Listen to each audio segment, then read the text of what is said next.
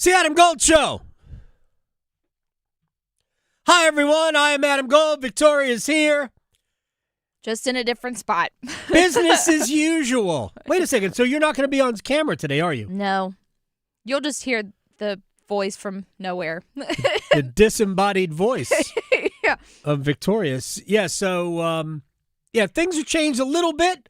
But for us, business as usual. It's a pre-Friday. I'll look over here as opposed to looking over there. All right. But I'll try to look there at that camera. You can watch us on YouTube. Go to YouTube, search Adam Gold Show or 99.9 The Fan. Either way, you'll find us, and we're here. We got a lot of stuff to do today. I want to read something I saw. I am not a huge proponent of, trending topics on social media. It's not what I do. Right. But I was looking here, and I don't know why it drew my attention, because I guess I saw UNC.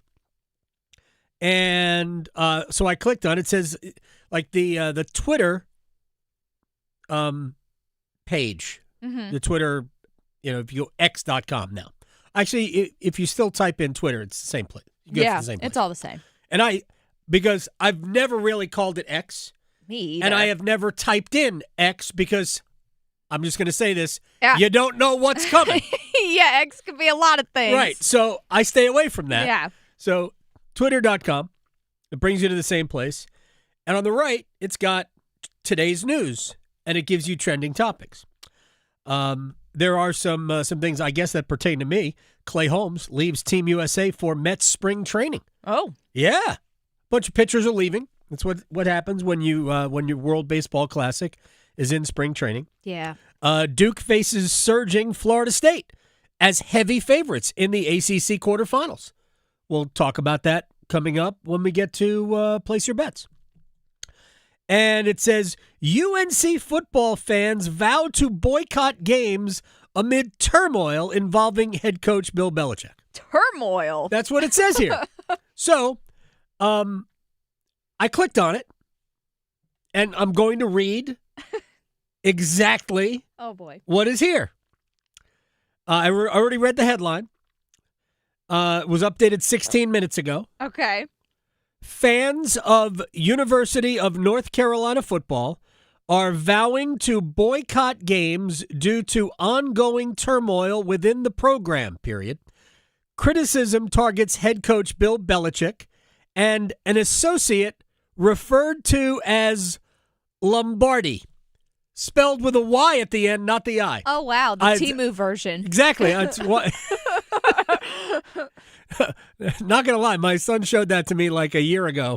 He's like, it's all really cheap stuff, Dad. Yeah, and it is. Yeah, it is. You're absolutely right. Nailed it. It is. We're not getting anything from Temu.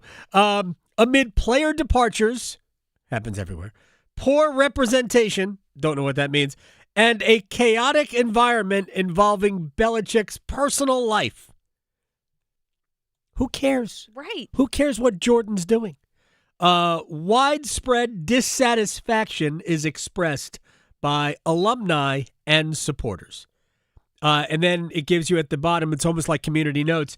This story is a summary of posts on X and may evolve over time. Grok, is it pronounced Grok? We don't know how it's pronounced. It doesn't really matter. Grok can make mistakes, verify its outputs. Wow. So now I feel like I'm trending too. You are. So that's all I got on that. And we should start.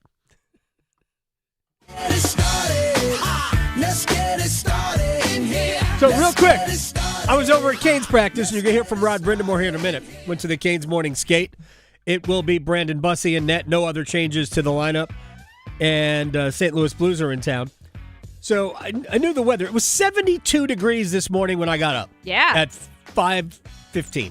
72 degrees. It's not 72 right now. No. It's significantly less than 72.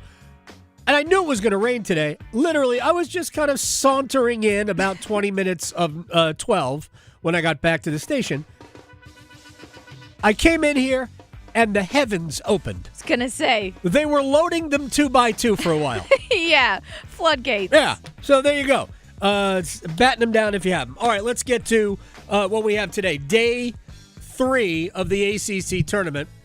NC State is playing, I would say they're kryptonite, but that would give probably State too much credit. I'm not trying to knock State here.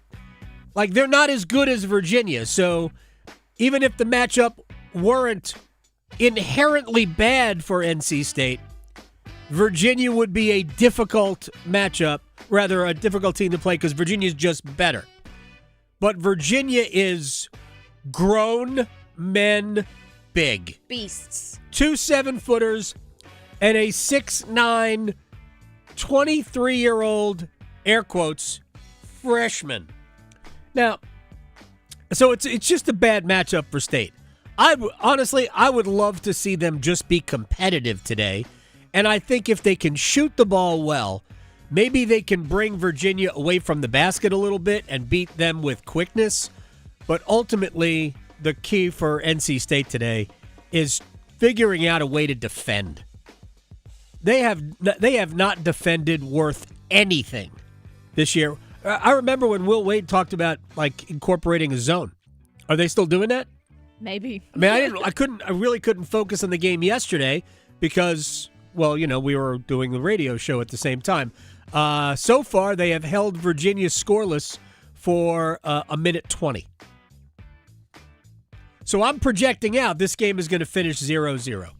Neither team has scored to this point. So here's our menu today. State, Virginia. Again, I think it's a bad matchup for the Wolfpack, but is what it is. Louisville, Miami is the second game. These are, I think, 2 teams that have. State just took a lead. Van Allen Lubin scored. Louisville was supposed to be good at the beginning of the year. They had some injury issues, overcame themselves, and I don't think they're as good as they thought they would be. Miami is significantly better than we thought they would be. They're not a very deep team, but they play great defense. They will, in some ways, they remind me of Clemson in how they want to defend. Jay Lucas, who comes from the Duke coaching staff, actually has been around for a while. He was an assistant under John Calipari for a while as well. Played at Kentucky. Anyway, Jay Lucas has really put his stamp on what Miami is, and they are a hard team to score against. So that should be a fun game. Then you've got Florida State and Duke, the first game in the evening session. I know. Duke should blow them out. Of course they should. Florida State has won 10 of their last 12. They are no joke. No. Duke without Caleb Foster, which, I mean, that's a loss. Pat Gongba is a much bigger loss for them because it leaves them very thin up front. It basically says their only 2 bigs are Cam Boozer and Malik Brown. And while they're excellent, that's it. They don't have cover other than that. Beyond that, Nick Homenia will have to play in a power forward role. And while he's capable of doing that, that's a lot to ask. I'm not saying that they're going to struggle to beat Florida State. What I am going to tell you is that they could lose that game. Florida State has played so well over the last month and a half. Again, they are 10-2 in their last 12 games. The last 11 during the regular season, and they won their game yesterday against Cal in the 8-9 game at the ACC tournament. Do I think Duke will lose? No, I don't. As a matter of fact, and I said this the other day, I guess maybe even yesterday, I think Duke will win this ACC tournament. Yeah. Even without Gongba and Caleb Foster. Could happen. Yeah, yes, it could. I think they're the favorite. They're the favorite to do so. And then the last game is Clemson-UNC, and we talked about it yesterday. And while North Carolina, even without Caleb Wilson, is better than Clemson, it's a hard game to play because of the way Clemson plays. Again, Clemson wants to make this a street fight. They don't want to play clean, bad. I'm not talking about clean versus dirty. They don't want to play a beautiful basketball game. They want to drag you down into a physical war of attrition. And that's a difficult game for State to play, knowing that Derek Dixon, Seth Trimble, Dixon just a freshman. It's going to be his first opportunity in a knockout-type game. You don't have your star in Caleb Wilson. You do have Henry Vessar. You do have some guys who are willing to scrap it a little bit. I think Zayden High will play a big role in not only this game, but in the tournament. It's just a hard game to play. And not that Carolina needs a win. They don't. Even if they lose to Clemson, I think the cake's already baked for UNC. I think they're going to be 5. I don't think any worse than a 6 seed. I think if they were to win this tournament, and they could, I don't think they'd get higher than a 4. They might be stuck at a 5 anyway. They might have already been written into the bracket as a 5. So I don't think there's a lot of movement that's going to happen with UNC one way or the other. But difficult game to play for them just because of the way Clemson wants to play. Before we get to the Hurricanes, and we are going to do that in a minute, and we'll actually let you hear from Rod Brind'Amour, who I talked to after the morning skate now about a little bit less than 1 hour ago. Canes and the Blues tonight. We'll talk about that coming up in a sec. So USA Baseball advanced. In spite of themselves, USA Baseball advanced. Italy beat Mexico last night. And you think that here we would have lost our minds if the U.S. didn't advance to the World Baseball Classic. I just wonder how they would have handled that in Mexico. They love their baseball team. They do. Desperately love it. Yes. And Mexico failed to advance. The assumption was that U.S. and Mexico would advance out of whatever pool they were in. But it was U.S. and Italy won the group. Italy they're undefeated. They were 4-0. So the U.S. will play tomorrow against our most hated rival, Canada. Just let that marinate for a second. I asked Jordan Martinook earlier if he was pumped up for the game tomorrow. Yeah. And he goes, what game? Of course. I said, USA, Canada. What? Yeah, the World Baseball Classic. He goes, they're playing each other? Look. Is it the Olympics? It's completely lost. Mm-hmm. Oh, yeah. I don't know why. The baseball's been good. I should say this. It's been completely lost on me. The U.S.-Mexico game that was played a couple of days ago, 3-4 days ago, it drew over 5 million viewers. Major League Baseball does not draw nationally 5 million viewers a week. Yeah, no.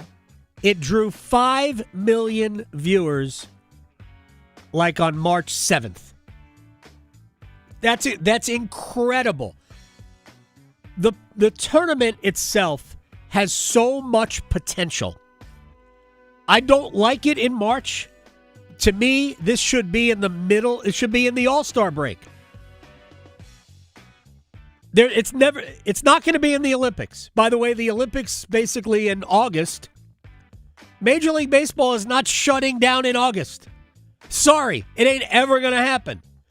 They are not going to allow that. The 30 Major League Baseball owners, and maybe there'll be 32 over time, they are not shutting down the sport in August for Olympic baseball. They're not. Could they control a World Cup of baseball? Yes. That would have to be in pretty short order. They would have to be able to play a World Cup in 2 weeks. Could you shut the game down for 2 weeks? I think the answer is no, but maybe yes. But the players would have to fight for it, and I don't believe they ever will. I really don't. I don't believe they would ever do it. But the excitement that you see when Puerto Rico or the Dominican Republic or Japan or Korea by the way, all 4 of those nations advanced. The excitement you see in those players and fans, that stuff's real. They love playing for their nations. And all you got to do, go back and look at if you've ever seen any of the Caribbean World Series, because a lot of big league players will play in that during the offseason. It's incredibly popular. Puerto Rico, Venezuela. Venezuela did not advance. That is, I don't believe they advanced. But USA, Canada, tomorrow night. Again. I am. Yes, the stakes are not quite the same. No. Not quite the same. No. But Canada they did a very good job to advance to the quarterfinals of the World Baseball Classic, and I think we have the quarterfinals today and tomorrow, and then the semifinals, I believe, on Saturday. Finals Monday. I'm not something like that. But again, it hasn't grabbed me. But 5 million people watched USA Mexico a few days ago. All right, let's get to tonight's game. Let's start with the conversation with head coach Rod Brind'Amour. And I started because we talked about this yesterday, Victoria. The game on Tuesday night was half annoying and half exciting. Yeah. It just was. And I asked Rod how long it took him to recover from Tuesday night. No, not long at all. I mean, I liked the game. I didn't love, they got a couple at the end, but I chalked those up there. They were bad bounces. I mean, we did everything we're supposed to. First one, Plink goes in off 2, right. And then the other one's a block shot that just goes right to a guy. I mean, there's nothing you can do about those. So it's a 4-2 game, in my opinion. With 2 minutes to go, I'll take it. Especially the way they played the third. The third period was textbook. Right. And, really the whole game I liked. We just had a couple turnovers and then penalties, right? Like that second period, there was 3 in a row. Like that just takes you right out of any type of rhythm that you got going. And first period we came out, we're great, and then you take a penalty. And it's just like, it's amazing the momentum that generates against you sometimes. So, and I can't even fault the guys on the penalties. Like I'm looking at them and some of them just like, what are we doing here? And this is what, you got to deal with that. And so we did. The Slavin penalty was make-believe. That was. I like that word. I'm going to steal that from you. I kept making Mr. Rogers references. I thought we were going on the power play. I did too. So I'm kind of scrambling. Okay, let's redo this 4-on-3. We just had one earlier in the game, and then all of a sudden I'm like, wait a minute, what? But that's make-believe. I like that. Quickly about that, Keandre Miller killed the entire penalty, and then had a 2-on-0 with Slavin coming out. He was out there a long time. He was out there. Yeah, they did a nice job there. They had one face-off, but... Yeah. And, I don't know that was his best game, but it's always about your next shift. And so that last shift was the most important and did a good job. Does it feel like a big start for Brandon Bussey? He's not been on top of his game since the Olympic break. I mean, that position gets scrutinized as it should. Right. It's literally, it's your team. If you don't have it, you're in it. So I think we got to get him back to just being solid, right? We talk all the time about this position. Can you be as good as the other guy you're facing at the other end? That's almost the game in itself, and we need to get him back to that. Been a long time since Mike Riley had played. He didn't play a ton, but he made a good impact in the game. Sure did. That's another good observation. Like people don't understand. It's not just like, oh, get in there and go. When you've been out, and the game's going 100 miles an hour, and you've been at 50% because and you get thrown into that. I thought he was good. I know everybody's asking you about Jackson Blake. I'm just curious what your thoughts are, where his game is. 50 points, he's exceeded points and assists, impact in the game, time. Pretty much every game. And then pretty much every shift. Just you notice when he's out there. And, again, there's always learning, teaching moments. But you watch his game, I think it's rounding out. Like it's getting better and better. He is one of the most impactful players on our team. I would hate to play against him. He will get the puck from you. Yeah, he's tenacious, and I think that to me is you see the skill level obviously, but that's that other stuff that really is making him the player that he is. 2 quick things. One, St. Louis took care of you guys out in St. Louis. That was I don't know if it was a great game for you, but it was a good solid game from them. And they, even though they're not at the bottom of the standings, they've got a lot of good players. really do. What are your thoughts about them tonight? It's an interesting. You're right. We came off a back-to-back when we played them, and we were sluggish, and we just didn't generate anything really to speak of. And then we made a couple mistakes that they just pounced on. So it's an interesting team. Like I agree with you. I go, how can they be this bad? And as far as standings, then you watch them play the other night. They're up 3-0. Yeah, and it's just sometimes that happens that way where you find ways to lose. Sure. And they got the 2 best puck handling goalies in the league. They got a lot of things that you really like. Obviously, some high end players, but we got to just focus on. I think the same mindset we had the other night. That usually takes care of it. All right, hardest hitting question to end. Mom's trip, dad's trip. Which is better? Yeah, they're both different. I think the dad's trip's much more energetic, and there's some dads that I don't want to get too into it, but they can tie it on and they have a good time. And I think the moms are much more subdued. But either one is fine. Let's leave it at that. I did not expect to be taken there. Yeah. No. I walked away and went, wow, that's where he took that. Yep. Love it. It's funny because he did the scrum interview. I usually talk to Rod after he does like the whole gaggle of reporters, and he answered it in the.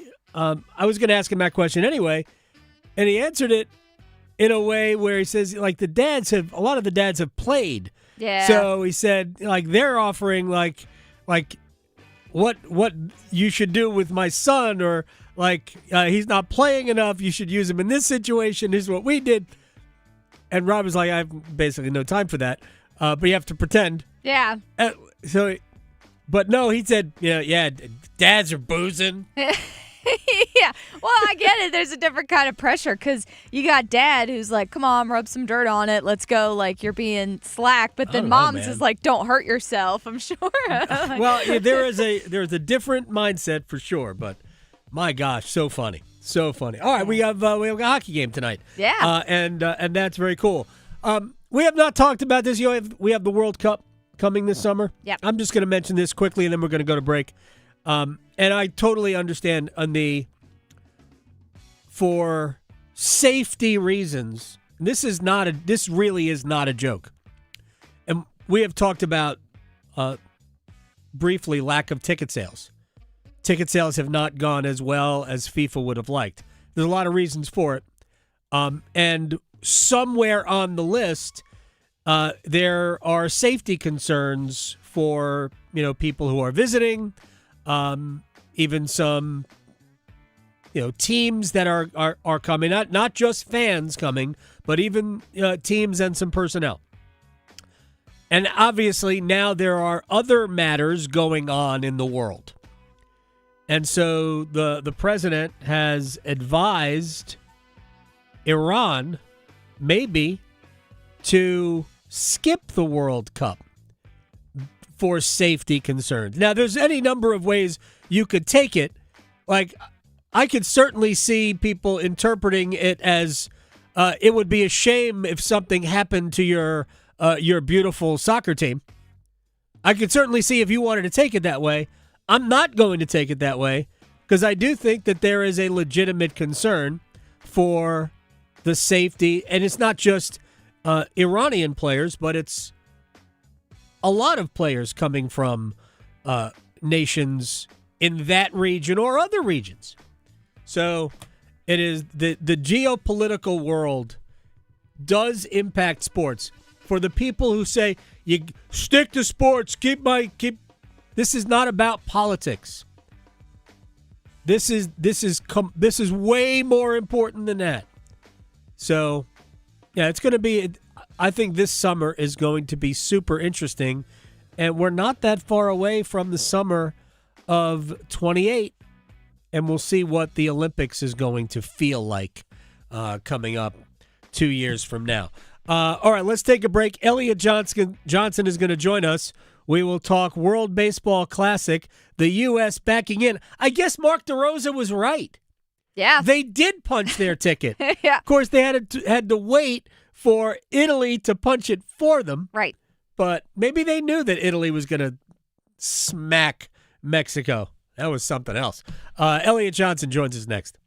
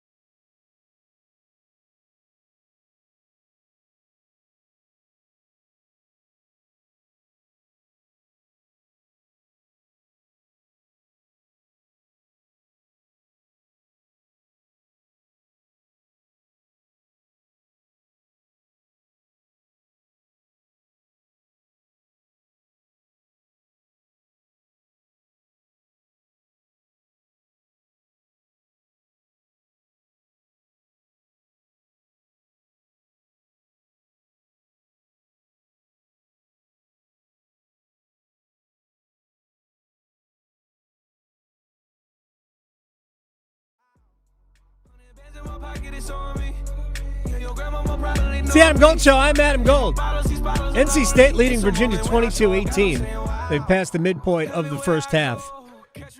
State's been going inside. I mean, both teams are shooting well from three-point range now, 22-20.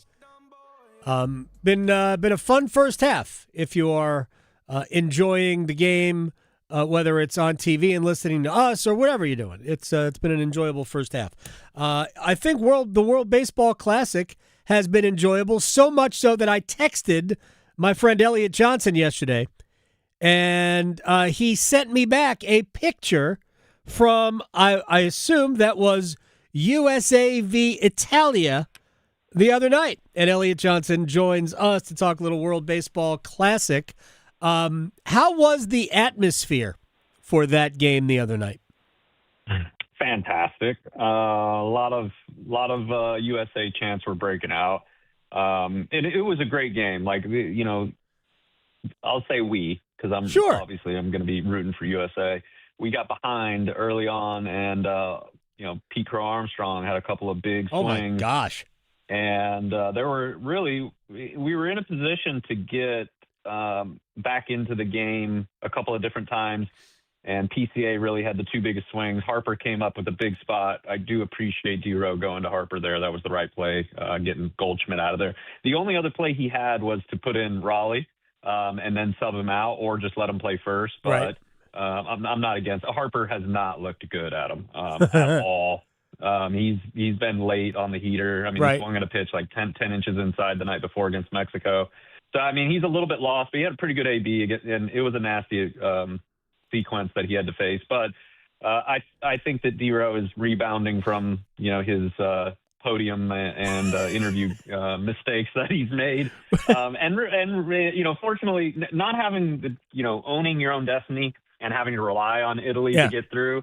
Not a great feeling, of course, but Italy's good. They got some great players on their team, and I'll give them credit. I mean, they beat up on Team USA, and they deserve to be in there. And then they beat up on Mexico, and I texted you yesterday. I'm like, Aaron Nola, that noted Italian-American. It doesn't even say, if you go to Aaron Nola's Twitter, right, not his Twitter, his Wikipedia page. It doesn't even say Italian-American. It just says an American baseball player. He's from Baton Rouge, Louisiana, which I know has been called the Sicily of the U.S. It hasn't. But the whole, they're basically all big leaguers. It's not like the team from Czechia where one of the pitchers was literally a professional electrician who happened to be pitching. So it's basically all big leaguers. Vinny, Pasquantino became the first player ever to hit 3 home runs in a WBC game. That's amazing. Mm-hmm. Yeah, but I mean, with a name like Pasquantino, I mean, I like it, man. Think about it. If obviously you want to play for Team USA, okay? But if they don't call you, go ahead and rep the country of origin. He was the captain. I love it. He was the captain, and he played for him in 23. Yeah, and they've got guys like DeCenzo, Pasquantino. I'm all for it, man. I think it's great. If you're not going to play for Team USA, then you might as well beat them. I have no problem with it whatsoever. I understand some of that stuff gets weird. I understand that they got to field the best roster possible. Right. But I like stories like the electrician coming out and throwing up zeros. That's phenomenal. Yes. Why not? Let's go. Yeah. Bring them out. Let's see what they can do. No, look, Israel has a team, or had a team because they were eliminated. I think, who is it from the old Red Sox first baseman? I don't know why I'm drawing a blank on his name, but they're like Sean Green was at one point, played for Israel. Was a great outfielder for the Dodgers, played for other teams as well. It's fine. To try to get more nations involved, and if we're growing baseball in places that don't necessarily have, great passion, maybe they find it. Maybe Czechia finds it. Hey, the kid Wojtek Menchik, who played at NC State, is one of the better players for Czechia. So there are players everywhere. Let's get to Mark DeRosa, Elliot Johnson, big leaguer and Durham Bulls legend. So Mark DeRosa, before the game against Italy, was doing an interview on MLB Network and said that we've already punched our ticket, but I still want to win the game. I didn't notice anything drastically different in how he managed the game, but didn't know the rules. Maybe he assumed that they'd beat Italy, which I don't know if that would be a fair assumption or not. Maybe he just assumed that. But he thought that by beating Mexico, that they had essentially punched their ticket. MLB radio, I was listening yesterday, they gave him a pass. Well, I don't put that on him. I do. Do you put that on DeRosa? Of course, yeah. He's in charge. You got to know. You have to know. I don't think he was assuming they were going to beat Italy. I think they were assuming. I think he didn't know the tiebreaker rules. And in fairness to him, if we even need to go that far, it is a complicated formula for how much run differential and right. so on and so forth. And so it's not really clear cut, and it's probably to him a minor detail, but it is a detail you need to know nonetheless. I mean, how can you go argue about a play on the field if you're not aware of what the rules actually state? So he does need to know that. That is well within his purview and responsibility to know that as the captain effectively of that team. Getting a pass, they're in, so that's great. If they win this whole thing, then yeah, he needs to be back, but it's going to be tough for him to get that job next time around if they don't win this thing. All right, so I'm going to ask you about that particular thing, and then you mentioned Bryce Harper. I want to get to him as well. The USA basketball, Steve Kerr's the coach. Before him, it was Greg Popovich. Before him, it was Mike Krzyzewski, and it's always been kind of a rotating NBA coach thing until Coach K assumed that role for about a decade and a half. Men's national soccer team, Mauricio Pochettino, a wealth of football managerial experience. Mike Sullivan was the coach of USA Hockey when they won the gold medal. Would it be better for USA Baseball to have somebody with legitimate managerial experience? I mean, I think Joe Madden comes to mind right away. Sure. He would have to want to do it. You bring up a decent point. Think about Tito being out there. Yeah. Keep in mind, though, I mean, they've got Freddie Gonzalez is on the staff, and I played for Freddie with the Braves. He's a great manager. And he managed the Marlins. I mean, he's managed everywhere. So perhaps maybe we just took a little bit, I'll say we as the USA, we took for granted maybe the encompassing parts of the tiebreaker rules. I think that's really what happened here, Adam. Okay. So I'm not necessarily against D-Row being there. He was a great ball player. Yep. The boys respect him. He's been involved. He does a lot of stuff at the commissioner's office. So he's involved in a number of ways. And, and he was a great player. He played a number of positions. So he's very respectable as it pertains to on-field things. But, this is one of those things you take for granted as a ball player, is not necessarily knowing the details. And I think that was what unfortunately came out of this whole debacle. Bryce Harper, Elliot Johnson is joining us here in the Adam Gold Show. Bryce Harper, the day before, I think it was yesterday after the game, said, this is a big deal, but, it's not the Olympics. Look, I understand what he's saying because, because I think everybody, regardless of what who you are, you were at some level caught up in USA versus Canada for the gold medal in hockey, which is fresh in everybody's mind. Mm-hmm. We're not even a month removed from that. So maybe that's where it came in. Do you think Major League Baseball will ever shut their sport down for 2 weeks to allow their players to play in the Olympics? No, I don't, because that's peak money-making time for the owners. There's no way. Right. So here's the point. This is basically the World Baseball Classic was a rebuttal to the Olympics removing baseball from the ticket. Correct. So this is the way that Major League Baseball is basically saying, well, we'll put on our own exhibition to be able to try to capture that. And because I came with the Rays and I understand how long it takes to build a fan base, because every home game against the Yankees or Red Sox was a road game effectively for us. Right. So what has to happen, and what Bryce doesn't really necessarily capture, is that Babe Ruth and Lou Gehrig paved the way so that Bryce Harper could be Bryce Harper, 50, 80 years later, right? Yeah. So unfortunately for him, he's now going back in time and effectively taking on and putting on Babe Ruth and Lou Gehrig's shoes to be able to generate a Bryce Harper in 50 or 80 years. Now, he may not be around when that happens, and it's probably likely he's not, but those seeds get planted so long in advance. I mean, Babe Ruth made the game what it was by hitting as many home runs as he did, and it made it exciting, and it brought everybody out. If it was just Ty Cobb type players, no disrespect to the man, he was a great ball player. But the game wouldn't have been as exciting. Even Mickey Mantle said if I was going to hit like Pete Rose, I'd wear a dress to the dish, and so you have to mix in some of those gargantuan players, and you have to do it a wide scale to generate and capture interest, because otherwise they're going to watch other sports. It's 2026. There's other things that people can be doing. So to make the Olympics special, I think they're on to something. I think they're doing things well. I love it. I think that it's great for the game worldwide. I think we need more market share and more attention in these other markets to generate the next generation of them.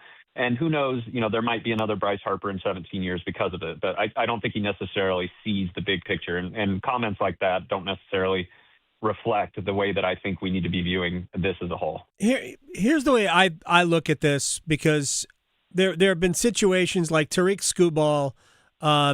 He made his start in the preliminary round, and then he left the team. He said, I thought about sticking around, but no, I'm going to go back, get ready for the season. So these guys have two things going on at the same time. There are players who would be otherwise on the team, but if you're on the team and you're not playing, you're not getting ready for the season, which begins in less than a month now. So maybe this should be shifted forward some, and this like you can keep your team in the preliminary round and play 4 games in the span of a week closer to the season, when guys are more ramped up for the regular season to begin, and then bring the 4 teams back that advance to the semifinals, and do that during All-Star Week, where you can have the semifinals and finals. They had over 5 million people watch USA Mexico the other night. That's a week's worth of national telecasts for Big League Baseball, to have over 5 million people watch that game. I mean, there's an opportunity here. Yeah, that's an interesting point, Adam. So what I would say is, if you go to a Major League Baseball spring training game and watch the veteran guys like Bryce Harper, and there's like low energy, low effort, low everything. Like, they mailed it in, right? It doesn't matter. You can hit 100, you're on the team, you're going to make $30 million this year. Big deal, right? It doesn't matter. You're hoping to hit a line drive at somebody so you don't have to run the bases, okay? That's literally what it's like in spring training, okay? So for me, the World Baseball Classic is actually better because the games do matter. Yeah. And it does count. And it is a reflection, and you don't want to get embarrassed. It is a reflection of your legacy. It is a reflection of how you perform. Like watching Pete Crow Armstrong, okay, during spring training, he is so disinterested, okay? And the man's about to get paid. He was one of the most valuable players first half of last year. He was in the top 3 in terms of value with him, Shohei, and Aaron Judge. Those are the behemoths in our game. He was that good. So in spring training, couldn't be more disinterested, okay? But during the World Baseball Classic, he loves that stuff. He loves the limelight. He loves being able to have the spotlight on him, and he relished it. He hit 2 home runs, huge home runs, okay? So I think it's good. I think this prepares you more for the season than, spring training games do. Scooball's in a different arena because he's working on getting a contract. Right. And so him potentially risking $500-600 million, which he's probably going to get, on this makes less business sense. I understand that, but Bryce is getting paid regardless. Yep. So to me, he could probably do a better job of how he views this and take it a little bit more serious. And then if you could take that in turn and put that back on USA Baseball for how they're choosing, it's not like Bryce is one of the best, first basemen in the game. You could go get Nick Kurtz. Go get Nick and bring him out. That guy's freaking good, okay? and I promise you he will be out there performing. He's young, he's hungry, went to Wake Forest here, one of the best players in the game already. So go get him. So I think they could also overlay that with their roster selection. All right, 2 quick things before we let Elliot Johnson go. World Baseball Classic into the quarterfinals. The first, I put this on Twitter, and they disagreed with me. There's no way I would have pitched to Aaron Judge as the tying run the other night when Italy was holding on to an 8-6 lead, thanks to a Pete Crow Armstrong home run, I believe, that made it 8-6 in the 9th inning. There's no way I would have pitched to Aaron Judge, but they did, and the dude from the Red Sox struck him out to end the game. Would you have pitched to Aaron Judge in that situation? I think Kyle Schwarber was on deck. Yeah, so I think at that point, because the bullpen had been pretty abused, Adam, I think he didn't really have much of a choice. Okay. And so the other thing that Cervelli's probably armed with are the splits of how they performed against each other, and he probably felt confident with the matchup. I don't know what those look like, given that they're playing within the division, right? Right. And he was a big leaguer, and he was dotting him up. It was a heck of a. I mean, he knew what he was doing out there. Yeah, he was not nervous whatsoever. No. But I think Cervelli was low on the bullpen chart. And so you think about if you have to bring Schwarber up, Schwarber's the winning run versus Judge being the tying run. I think that's ultimately what the decision was. Totally understand. Aaron Judge though is Aaron Judge. And finally, USA Canada, our most hated rival apparently. USA Canada tomorrow, Korea, Dominican Republic, Puerto Rico, Italy, Venezuela. I misspoke before. Venezuela did advance, and Japan. Who are the matchups that we're going to see in the final coming up? So, in some ways you could say that the United States has actually got positioned better to play against Canada now and then the DR next week. To me, the Dominican and Japan are looking really, really good. Yep. The Dominican, I hope everybody tunes in and watches the Dominican team and watch how much fun they have. Fun. Oh my gosh. It's so much. It's really great. And the cultural differences, just because, it's an American game doesn't mean that they can't play by Dominican rules. I love watching it. They have a great time. Yep. I promise you they care. Okay. Those interviews are going to be completely different. But then you got Japan, and Japan is all discipline, serious business. They're out there to win, and they're not having fun. But it's just a completely different thing. They don't have fun until they've won, right? Right. And then they're like, all right, good, the pressure's off. But so we'll get to see the United States play against the Dominican. I still believe Japan's probably going to win. Yep. So in some ways, you could say maybe it's better for the United States to face them in the championship versus having to face them in the semifinal. So we'll see if they can get past the DR. Of course, they got to get past Canada first. I want to take that for granted. But being on the left side of the bracket versus the right side and not having to face Japan early on may bode better because if the United States gets in, there'll be more eyes watching the game than if the Dominican Republic gets in. And really, whoever gets in deserves it. But I think it's better for the game if the United States is in because there's so many more consumers of the game here. And we had 4 years. Was it 4 years ago? We had Ohtani striking out Trout to end it. Was that 3-2 breaking ball when you're gearing up for 99? Yeah, good luck. Elliot Johnson, my friend, I appreciate your time, man. I'll talk to you soon. Yeah, pleasure as always, Adam. You got it. Elliot Johnson here on the Adam Gold Show. Man, that was fun a few years ago. All right, well, we have one-timers when we come back. Questions and answers. Victoria's here. I'm here. What more do you need on a Thursday? It's Friday Eve. Yep.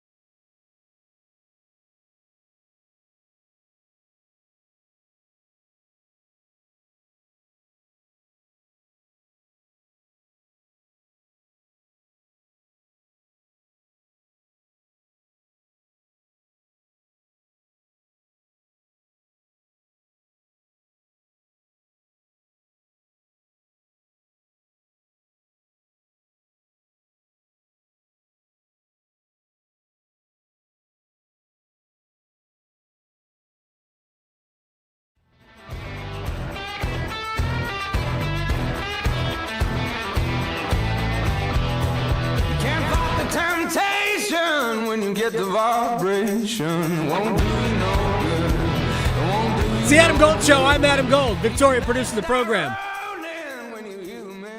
We're going to talk to Tim Donnelly on the other side. First half's been entertaining, man. Virginia 33, NC State 32. Wolfpack have the ball. They're looks like Virginia will get the last shot off, though. That misses. 33-32 at the half. UVA in the lead. Good on State, man. They made it. They have made it difficult. Actually, maybe could have been better for NC State. I'll explain a little bit later on when we talk to Tim Donnelly. Right now, we've got one-timers.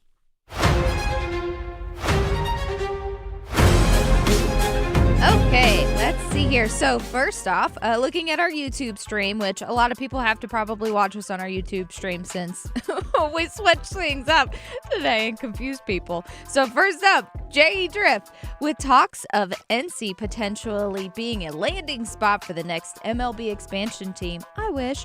Where would be an ideal location for it?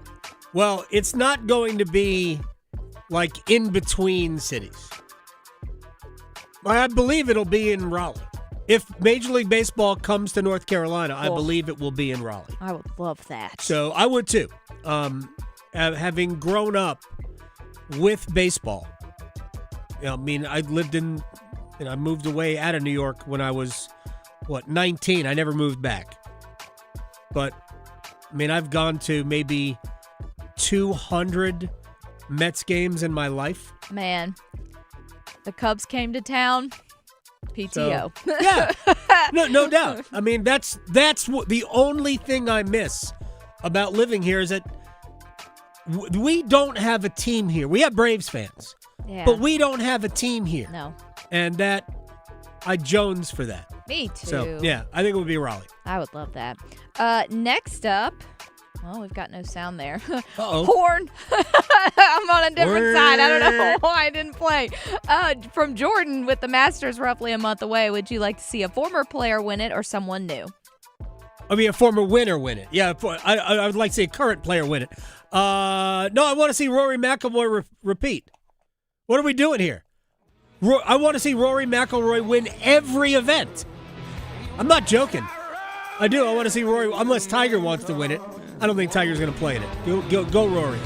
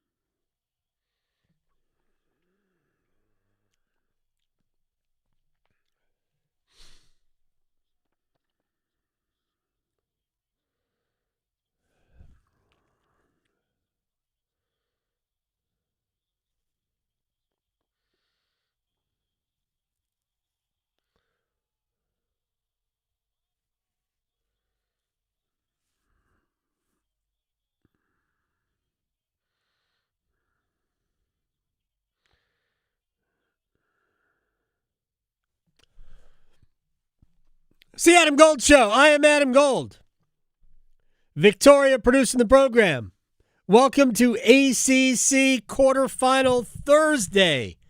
That, of course, the day traditionally when they wheel in the AV cart. Actually, no. They did that on Friday. Yes. We don't even have an AV cart anymore in schools, do we? We should, just for the nostalgic effect.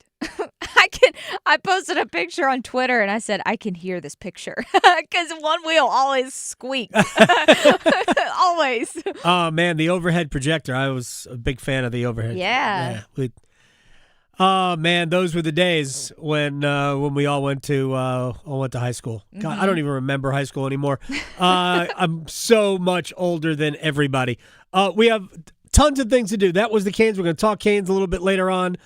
Joe Person from The Athletic is going to join us in about 20 minutes, and we're going to talk about what the Panthers have done to this point. I know Joe's going to have a great perspective on that, but it is ACC quarterfinal Thursday. State and Virginia game one with the Cavaliers leading 33-32. Yesterday we did it. I thought it went swimmingly. So let's talk to Tim Donnelly, who will be on the air later today, not starting at 3 o'clock, but in between games 2 and 3. Do I have that correct, sir, that you will join the airwaves here in Raleigh between the second and third games, right?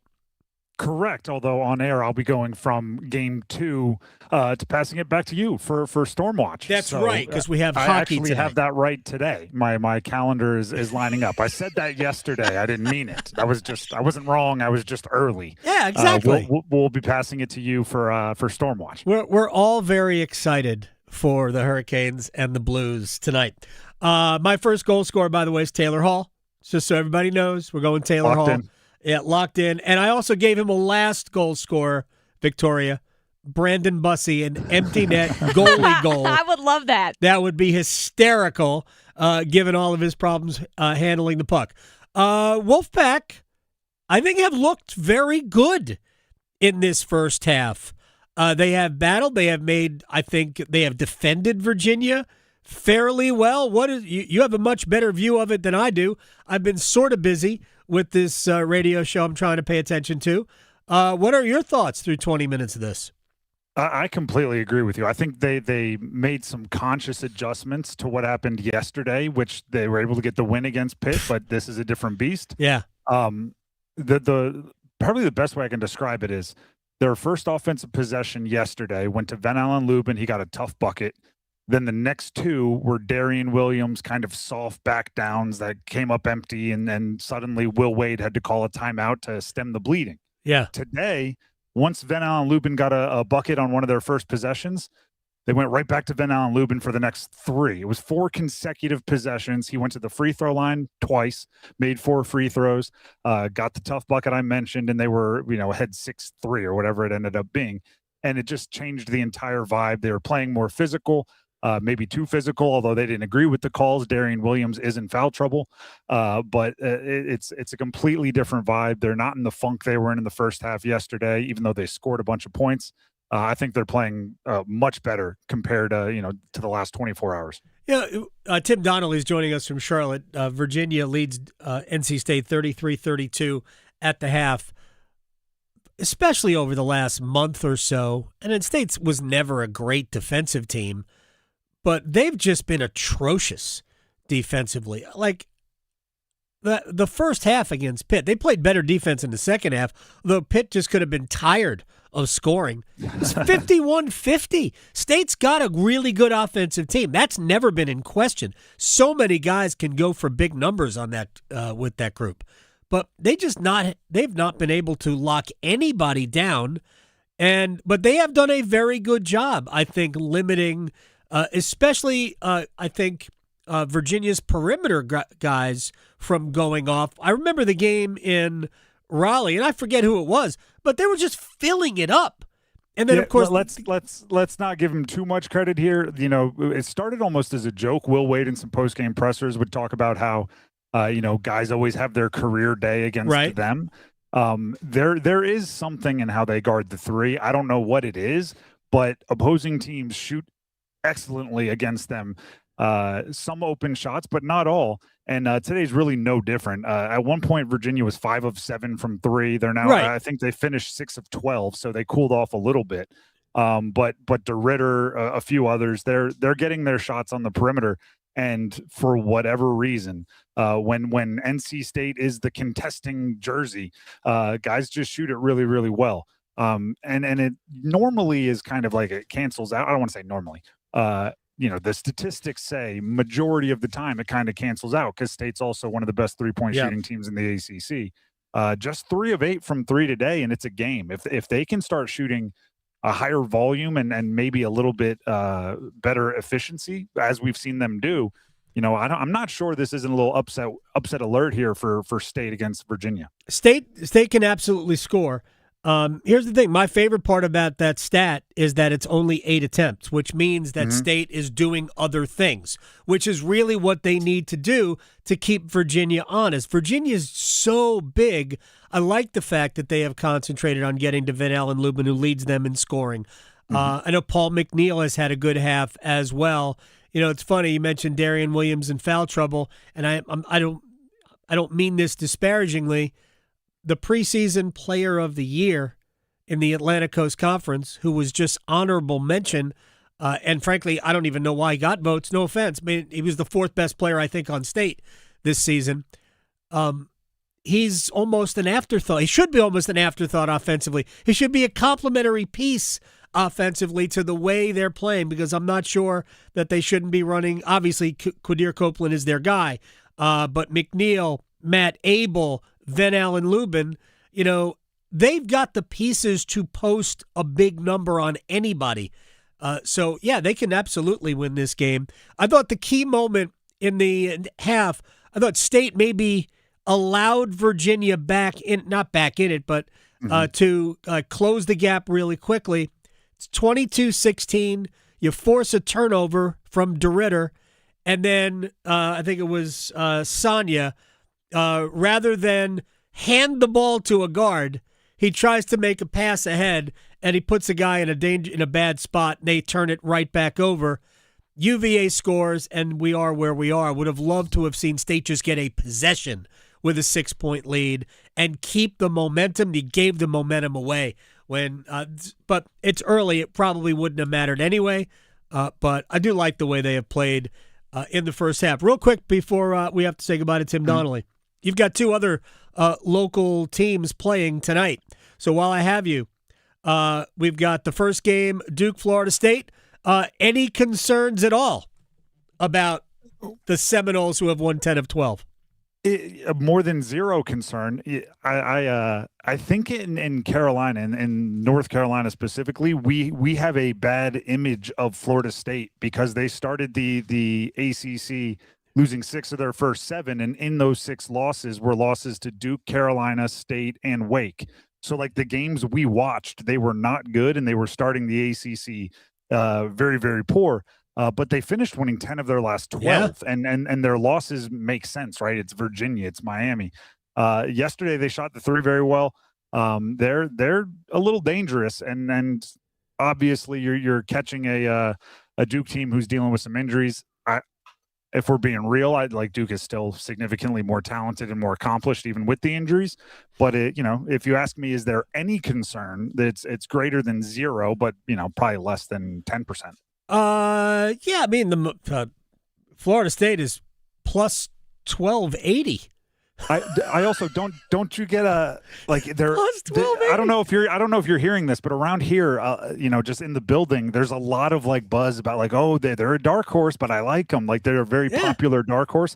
Those they seem to never work out for me, right? You can't choose a Cinderella. Everybody doesn't see it coming, or else it wouldn't be the sleeper, right? If everyone's woken up to their abilities, they're no longer a sleeper. So we all can't be seeing the same thing. Duke will probably win by a bundle. Well, they're 16.5-point favorites. No, I can't see anybody doing money line minus 3,500 on the Blue Devils. Tar Heels are playing a Clemson team tonight that, for me, it's not the type of a team you want to see. I think Carolina's better, and I would expect them to have a great chance to win this. But Clemson really wants to make this kind of a street fight. They want to make this a scrappy game, low scoring.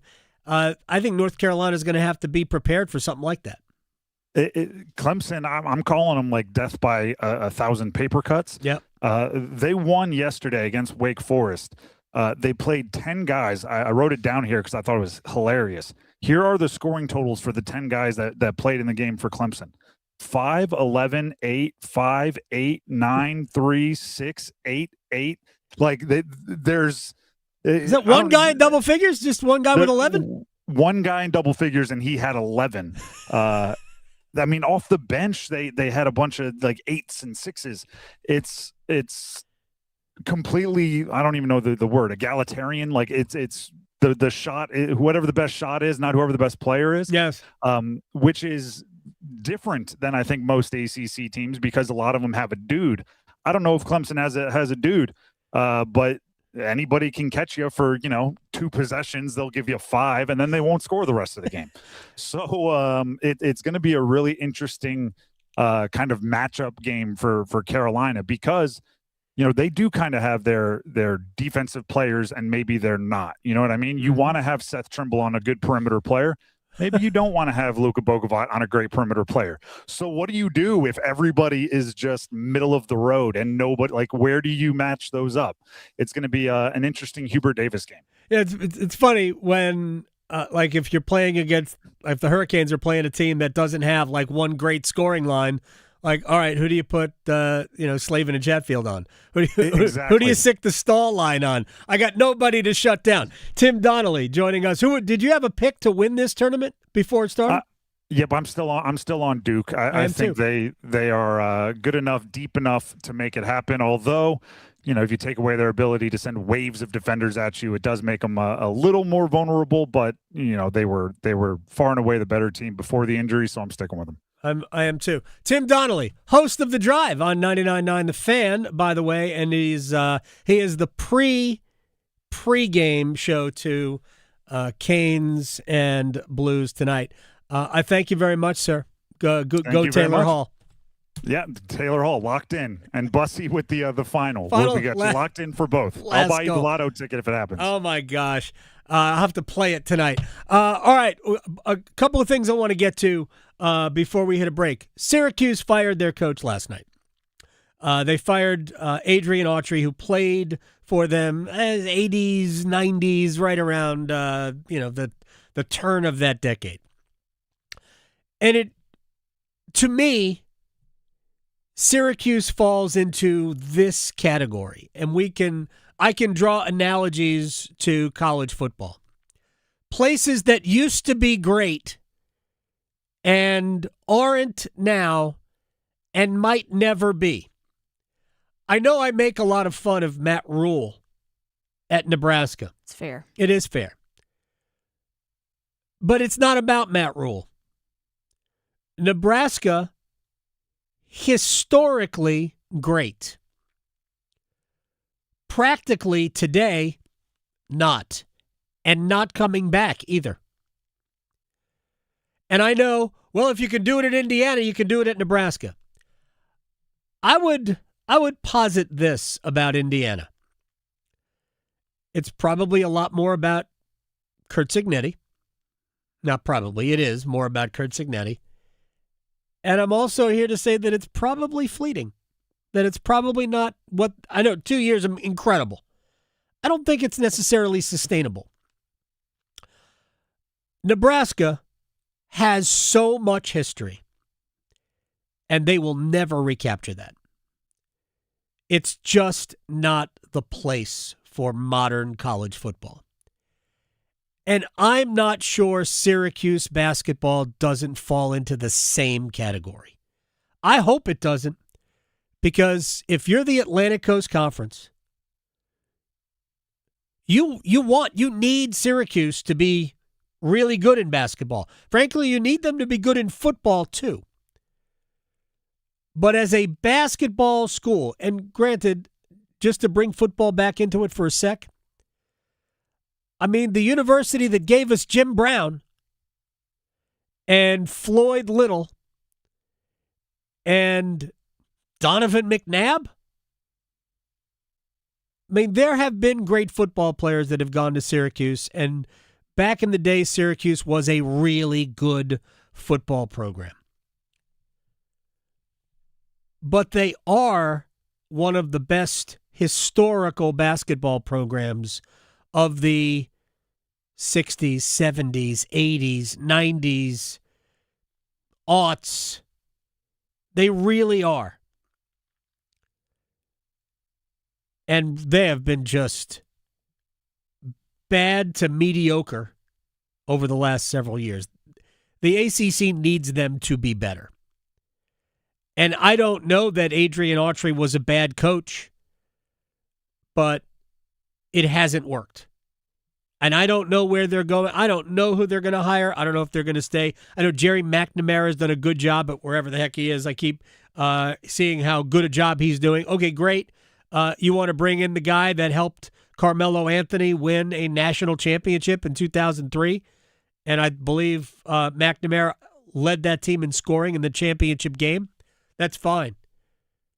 But you got to be better. You have to be good. They haven't been good for a minute. Joe Person, speaking of good, the best, covers the Panthers for The Athletic. We will talk. He makes the hard-hitting questions. I love Joe. I love him, Joe's awesome. Does a great job. We'll talk to Joe about the offseason so far next.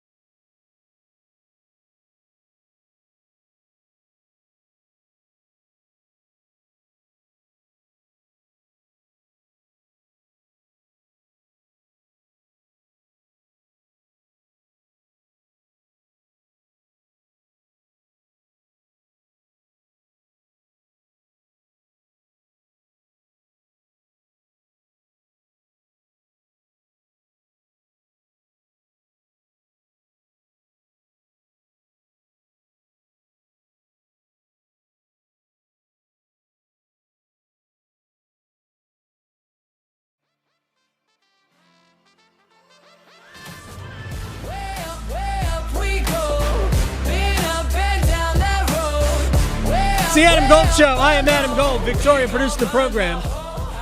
Virginia 44, NC State 40. They have played 4.5 minutes of the second half. Wolfpack hanging in against a very physical, imposing Virginia side. The Cavaliers shooting 8 of 16 now from three-point range. Van Allen Lubin has been everything for the Wolfpack. He's at the free throw line. He leads them in scoring with 10 points. Joe Person is in Charlotte. He could go over to the game and help out the Wolfpack. He joins us now, but he's busy. He covers the Carolina Panthers, who have had, I think, a very productive, albeit expensive start to the new league year. How would you assess, sir, what the Panthers have done so far?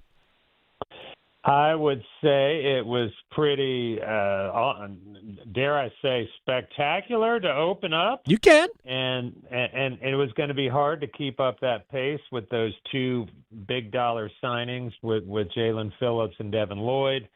And frankly, I do think because they made that commitment, financial commitment, that the other signings we're going to see trickle in, with maybe with one exception, are going to be what we have seen. Few $1 million for Kenny Pickett, $3 million or whatever it was for center Luke Fortner, and which is fine. Right. I mean, you can't unless you're the Raiders and we're sitting at $200 million or $100, whatever it was, under the cap. You had to make choices, and Dan Morgan and Brant Tillis and Dave Canales made the choice that they were going to go big time on that front seven, and it's hard to argue. I mean, my one quibble would probably be that you're paying a lot for future production for Jalen Phillips. Right. He's a guy's never had 8 sacks in his career. He's got good pressure rates. Like, his other metrics, pass rush wise, are good, but he also has had some issues with injuries. But they paid him a lot of money.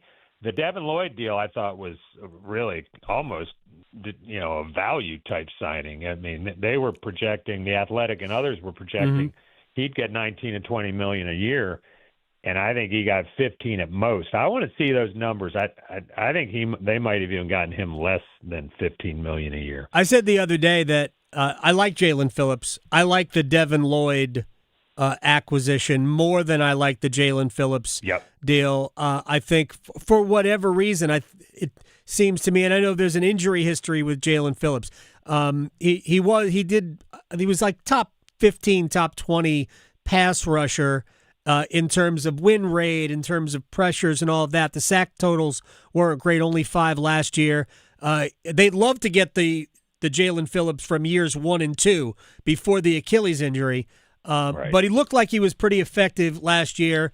Of course, it's easier to be effective on Philadelphia's defensive line because everybody else is just such a masher that, you've got another guy who's talented, but he wasn't probably facing a ton of double teams either. So, and whenever you sign a free agent in year 6, and I realize that Devin Lloyd is also year 6, man, part of me wonders if their best isn't behind them, just the nature of the National Football League. You'd like to develop your own guys at that position, but at least they've addressed defense, right?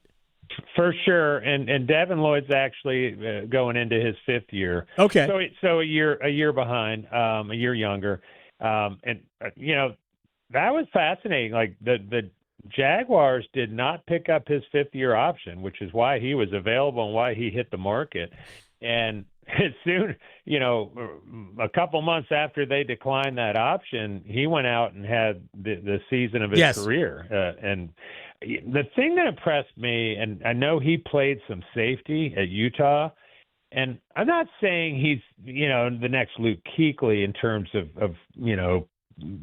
game changer and game taking the ball away. And I do think, when a linebacker has 5 interceptions, some of those are ball pops in the air and he grabs it. But there were a couple, that I can't say I grinded all the tape on Devin Lloyd, but like it was real easy to go watch the 99-yard return against Patrick Mahomes, and that was a terrific play in which he kind of read Mahomes' eyes, makes a break on the ball, and just a real athletic play. I'm like you. I think that guy. One of my friends at True Media, who used to work for The Athletic, I asked him if he might be able to dig me up some interesting stats on each of these two guys we're talking about. And what he sent me back on Devin Lloyd, again, this is True Media, whatever, and I put this in one of my columns this week. His 5 interceptions last year, of course, tied J.C. Horn and others for number 2 in the league. Those also matched the entire interception total for the Carolina Panthers inside linebackers over the 6 seasons since Luke Kuechly retired. And I just thought that told a lot about Devin Lloyd and what he can bring to this defense. Yeah, I mean, he's athletic, he's fast, he can drop into coverage, and last time we saw that was Luke Kuechly. I loved this signing, again, more than I liked Jalen Phillips. And now that they have focused on defense, and they've addressed 2, I think, glaring weaknesses. Now they're free to do whatever they want with 19, which might even include trading back. But I've been harping on left tackle. What are you hearing about where they might address next when they get to the draft? Well, you hit on it. I mean, this is a team that right now, the one signing that we should talk about at left tackle and right tackle, a swing type guy, is this Stone Forsythe. Right. Which to me just reeked of a guy who was familiar with this staff, was with Canales and Brad Idzik in Seattle. And, listen, they didn't pay him a ton of money. No. It's $1 million, 1.9, whatever it was. That means you're not paying him that to go be even for like 6 games while I'm throwing that number out there, while Ike Ekwonu continues his rehab from knee surgery. You're not, this is a guy, you've seen the numbers. He was last in the league in terms of tackles with 11 sacks allowed, 89th out of 89 qualified tackles. Now, 3 of those came at the hands of Myles Garrett, so we'll give him some grace there. But I watched tape of this guy. He's 6'8". He passes the eye test, but just not real athletic, not real nimble, and got Geno Smith and Kenny Pickett killed a lot in Vegas last year. So I don't like that signing. And then Josh Nijman announces last night, kind of out of the blue, that he's retiring. Right. I get the impression, Adam, that kind of caught the Panthers a little bit by surprise. And again, not that Josh Nijman's going to be the long-term answer at left tackle. All of which is to say is this team is feeling. I'm even before free agency, I thought left tackle was a very real option at 19.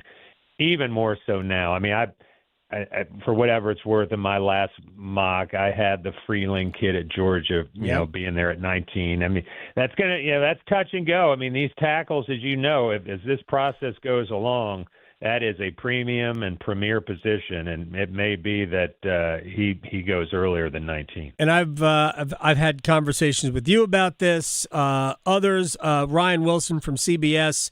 I know he is mocking Caden Proctor, the tackle from Alabama, to Carolina at 19. I've been saying this about Ike Ekwonu for a long time. I like Ike. I don't think he is a top half of the league left tackle when healthy. I think he's good. Right.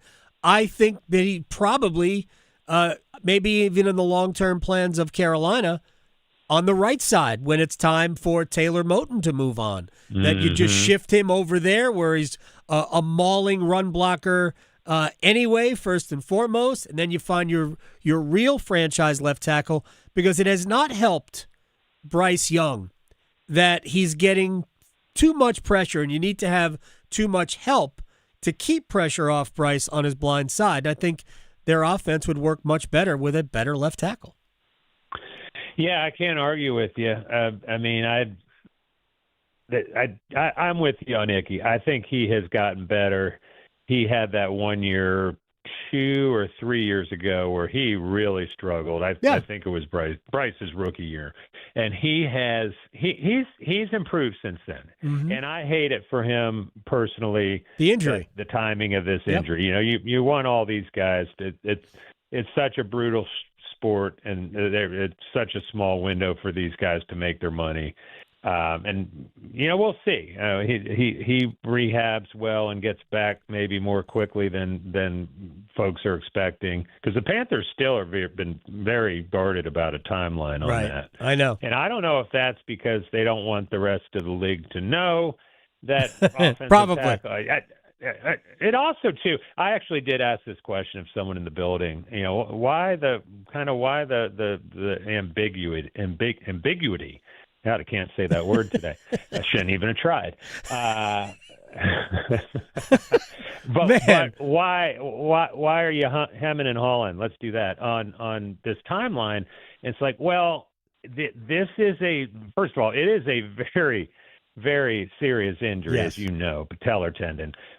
And guys do have different return times. I think ACL maybe a little bit more clear cut on the return to play, but this patellar tendon, you know, but at any rate, we know he's going to miss a chunk of time next year, and I still think, and you didn't ask me this, that they should sign another stopgap type guy who's better than Stone Forsythe, right? And draft a guy. Yep. For the reasons you mentioned, like Taylor Moton is finally, after years of being the Iron Man where he didn't come off the field, is finally shown a little wear and tear. And so you get a guy, and then you start developing him, whether it's Freeling or Proctor or somebody else.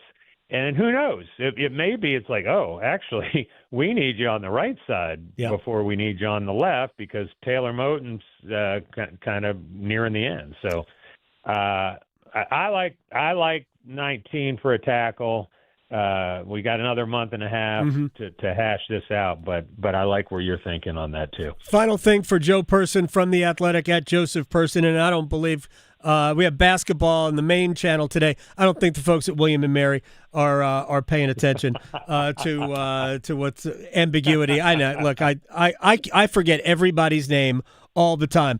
What is the cap situation? Going into free agency. I mean, I'd seen numbers ranging from like $8 million to 20-something million. And I know they've already made moves to restructure deals. They restructured Derek Brown. They're probably going to restructure J.C. Horn. They have let other players go. What is the cap situation, and do they have room to do something else on a minor, mid-level basis, something somewhere near what they paid Devin Lloyd? For sure. Well, maybe not Devin Lloyd, but I think I read, Adam, they're around 30 after cutting A'Shawn Robinson, which was 10.5. Yeah. And then, as you said, Derek Brown, which was 13.5, the restructure. But I don't know if that's reflective of like I said, I mean, these guys were just they were starting to just file through the stadium yesterday to get these contracts signed. Right. So I don't know that some of these public sites, which are very good, by the way, the folks who run Spot Track and Over the Cap, much more financially and mathematically sound than my William and Mary background. But they're in good shape cap wise. I mean, I think, as I mentioned this early, I think we saw though that it was like after that flurry, that 1-2 punch flurry of Phillips and Lloyd, it wasn't going to be like, okay, we're shopping at the top end of the center market, right, and we're shopping at the top end of the backup quarterback market. I don't know if there is a top end there, but and I think if someone popped that they really, I don't even know who it would be. I mean, Bradley Chubb's already signed. Yeah. But I was thinking someone in that ballpark Could they create some more? Absolutely. And you mentioned J.C. Horn would be the first place to start. And so I think they feel pretty good about where they are. And this is Brant Tillis and Morgan. I give them credit. They have not wanted to kick the can too far down the road on these restructures. So I think they're going to try to limit those. But Derek Brown's a guy who's going to be around a while. I think that one will age well. Derek Brown's got basically an $11 million cap hit for this year. That's unfair. Right. Well, then it jumps to like 30 next. Sure, but for this year, That's right. And they take it while you got it. I don't know how many times you can restructure, man. In the NFL salary cap, we're just moving money around. Joe Person from The Athletic, at Joseph Person on Twitter. Thank you very much, my man. I appreciate your time. I'll talk to you soon. All right, buddy. Have a good rest of the week. You got it. Joe Person from The Athletic coming up. By the way, NC State is trailing Virginia now by 10, 58-48. Wolfpack at the free throw line. Very much still in this game. Plenty of time left. Van Allen Lubin's having a big game. He's got 12 points. Has not missed a free throw yet. Just made another one. Also, Paul McNeil having a big game. Real quick, one quick mention. The Sporting News named Cam Boozer their National Player of the Year today, which is, of course, duh. Sorry to be all adult about that, but duh. This is the game the Wolfpack needed to play. It's not getting out of hand in terms of scoring. The Wolfpack are just one little burst away from, it doesn't even have to be that big a run. It's an 8-point game. They get a couple of stops. They're right back in this. It's just hard for them to get those stops, especially since Virginia is so good on the offensive glass. But State just did get a stop, and we'll see now if they can eat into it. This is a game. First of all, State's going to make the NCAA tournament by virtue of their win yesterday over Pitt. I mean, they're going to get in. And now what they're doing is, where are you going to be seated? They played well enough early against a good schedule that they put themselves in a good spot. The bubble in general is pretty weak.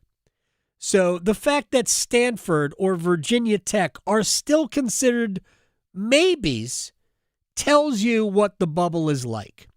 Which is why, even though I was worried that State was playing their way into a bad spot, they were probably always going to get in. But Virginia just hit a 3 at 61-50. But what I was getting to, Van Allen Lubin, Paul McNeil. Imagine what this team would be, and this is the downfall or the downside of the way teams are built today. Darian Williams, who was the preseason player of the year in the league, who had a great season a year ago at Texas Tech, as I believe they went to either the Sweet 16 or the Elite 8. He's just an excellent player, all-around player. Strong. He's not tall, but he's strong. He can shoot. He can handle. He's a good passer. You can run your offense through him. For whatever reason, and I know the averages look pretty similar to what he did a year ago, he just hasn't had a good season. And when I saw the all-ACC voting, I'm like, who voted for Darian Williams? Van Allen, first of all, Quadir Copeland, I mean, I had him on second team. And I think he got third team. I mean, to me, I don't see how you ignore what he did, but that's fine. There's 18 teams, and 15 players can make the first 3 teams. It's hard. If you took everybody's best player, it just gave, there'd be 3 teams not represented. And we have bad teams, so they shouldn't be represented necessarily. But Quadir Copeland is the best player on State. Van Allen Lubin would be next. Paul McNeil would be after that. And while inconsistent, I'm not sure you don't think about Matt Abel next. And somehow, I guess people just had it in the chamber from the beginning of the season. That's whatever. It's just the all league voting. It's not. I mean, it's a big deal, but it's not that big a deal. But this is a long story to get to the end of it. Is that in part this is why I still think State is so dangerous, is because they have so many players who on a given night could go for a big number. Obviously, we've seen Quadir Copeland do that. We've seen Paul McNeil go for massive numbers. Darian Williams can have a big game. So they are still one of those teams that, given a right matchup, and I said before, Virginia, not only is Virginia good, but it's a bad matchup for NC State. The fact that they are still relatively in the game, down 11 now, with just over 9 minutes to play, that speaks to how well that they have really battled in this. But, I mean, chances are this game is going to get away from them because Virginia will just wear them down. They can't. Virginia's just too big. But there will be matchups against teams that aren't big as we go forward. And I don't hate NC State's chances against teams that don't have tons of size. So I know they beat Carolina earlier this year. No Caleb Wilson, no Henry Vesar. And they could beat teams like that, teams that have like one big guy and then everybody else is normal. And when I say normal, like 6'7", 6'8", and I'm not talking about 6'4". But size and strength will really bother State because they are, for the most part, perimeter-oriented slashers without a lot of size. Van Allen Lubin represents their interior game. But the Wolfpack have played well to stay in this so far. All right, we'll take a break, come back. We will stretch.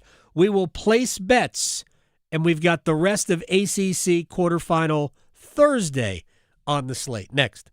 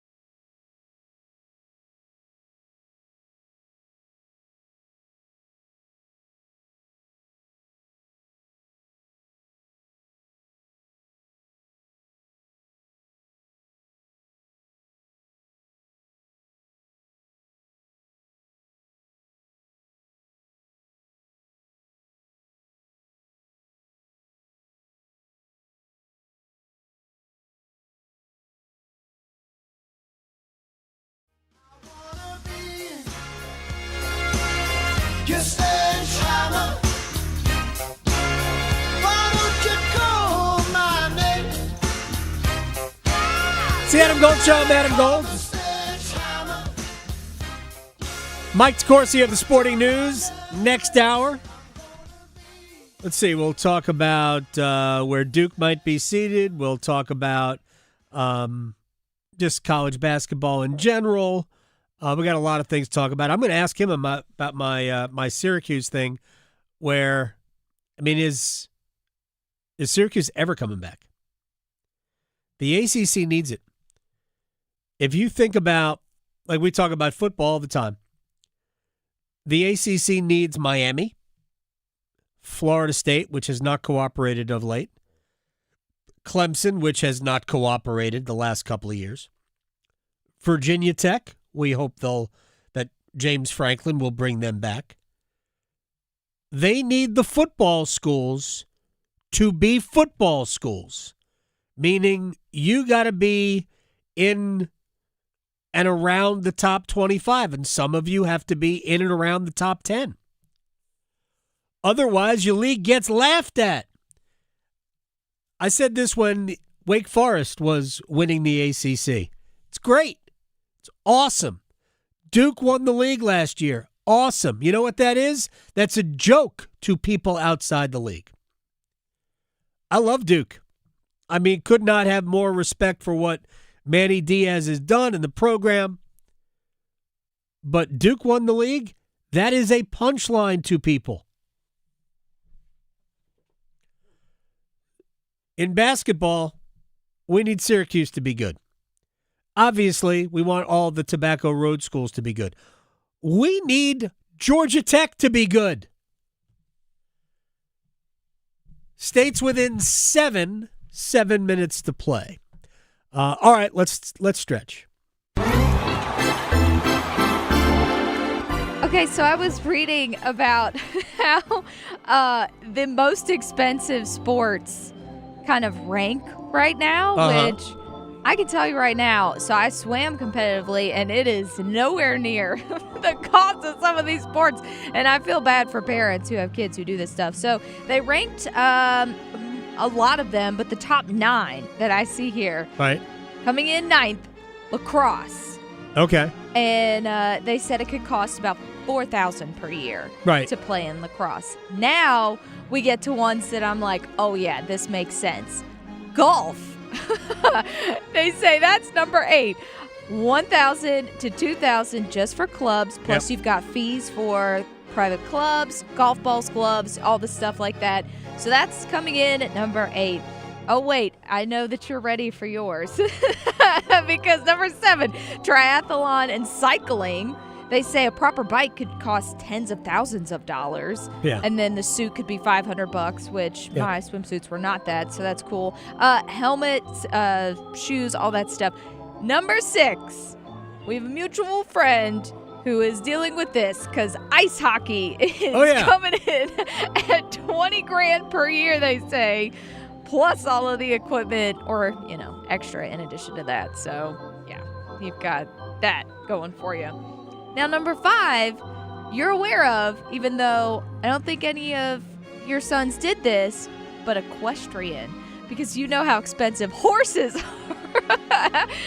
Well, just the initial purchase of the horse is big. But they're talking about, barn fees and things like that, and then shipping to and from events if you're into that. Yes. It does get up there. Not to mention britches. Ah, yes. You can't forget the britches. And then we'll go alpine skiing, which we don't really have that so much around here. They say that. Is that a youth sport? Apparently, what are we doing? It is in Norway. I mean, you're right. So there's that. Who might argue? We've got polo, again, with the horses.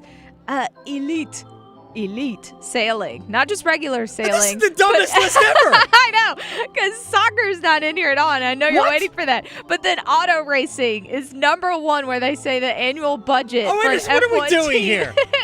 These are not youth sports. It's 200. These are not youth sports. Sailing is not a youth sport. If you want to get your kids into the Olympics. So, yeah, that's what they're saying, is don't get your kids involved with these, because then it's going to cost them a whole bunch of money. So yeah, It's just, No. I don't even understand. I did not do that, but I would definitely have to make a lot of good bets to do that. Place your bets. Here we are. I bet you slice into the woods $100. Gambling is illegal in Bushwood, sir, and I never slide. Okay, you can owe me. I owe you one. All right, let's just get these out there. You go first. Okay, so I was right about Bodo Glimt, by the way, winning at plus 130. I know I got both of my underdog picks yesterday. My hockey underdog picks, they came through. I was a little worried, but I didn't put real units on it, so I wasn't too worried. Doesn't matter. But tonight, we've got the Red Wings and the Lightning. Give me the Lightning, of course. And I'm going to go with the under 6.5. That's plus 150 together. All right, we're going to go. I'm going to give you the 3 remaining games of the ACC quarterfinals. Miami will outright beat Louisville. That's a little bit of an upset. Florida State will cover the 16.5. Carolina will cover the 1.5 that they are favored by. That is all plus 700. Oh, nice. So I got a little fun fact from one of our YouTube friends who was mentioning how Svetch actually has played 12 games against the Blues, and he has 7 goals and 6 assists. That sounds good. With those. I know. And because of that, thank you for that little fact, Jay Drift. I'm going to say, why not? Svechnikov, anytime goal scorer, plus 180. All right, I'm going to go you one better. Seth Jarvis, overtime game winner, under 5.5. I see 2-1, 3-2 tonight. Yeah. That is if Jarvis scores an overtime game winner, and we're at that number, plus 8109. Yes! All right, whatever.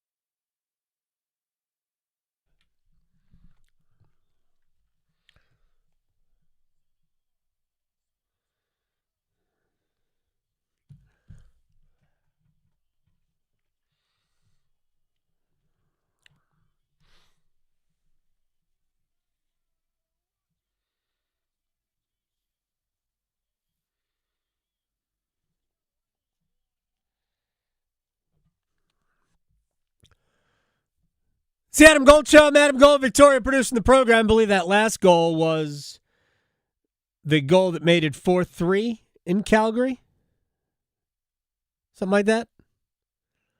Anyway, we'd love to see another Alexander Nikishin goal. He's got 9. 10 would give Carolina, I believe, either 11 or 12 players with at least 10 goals. So the offensive part of Alexander Nikishin's game is pretty sound. It's almost a given. What I would like to see from Nikishin is a little bit more shot hunting. You've got that. That is a weapon. Use it more. I don't know why the hesitation at times to shoot. You could say that about any player. I talked to Keandre Miller today before the game. You'll hear it in the pregame show if you're listening to the Stormwatch. We will start at 6:30 tonight, but in the third segment, I'll present a player interview. And I was wondering what Keandre would say. If you remember the game on Tuesday night, Carolina had to kill a power play, a terrible call, but a power play nonetheless, in overtime. Miller actually killed all of it. He was one of the defensemen for all of it, all 2 minutes. It was he and Sean Walker to start, and then it was he and Jalen Chatfield. Remember, Jacob Slavin was the one in the penalty box. Normally, Slavin would be out there as well. So Miller, 2 minutes on the ice, and then Slavin comes out of the penalty box, and I forget whether or not Miller blocked the shot or somebody else did, but all of a sudden it's a 2-on-0 with Miller and Slavin. Two things he said to me were very funny. One was, you don't see that every day. 2 defensemen on the break. He said, but, and I joked with him, you guys don't work on that in practice? He just laughed. I love Key, though. He's fun to talk with.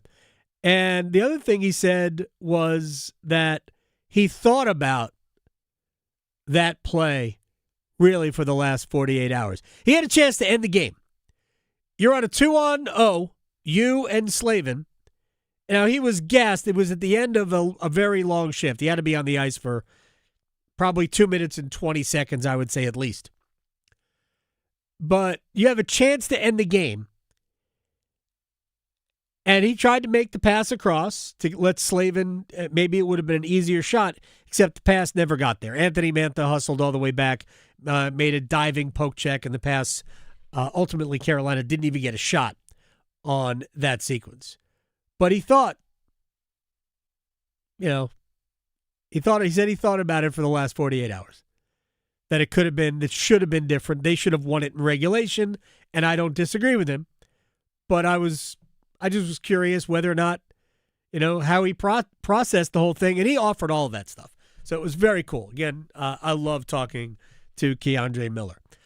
Seth Jarvis said after the game that he should have scored 8 goals. Yeah, I know. Shots on goal were like 9 for him. He had 9 for the game, but he had other attempts because he had 2 attempts in the first period that he missed the net. Right. One was went over the crossbar. The other went wide of the right post from the left side of the rink from pretty close range.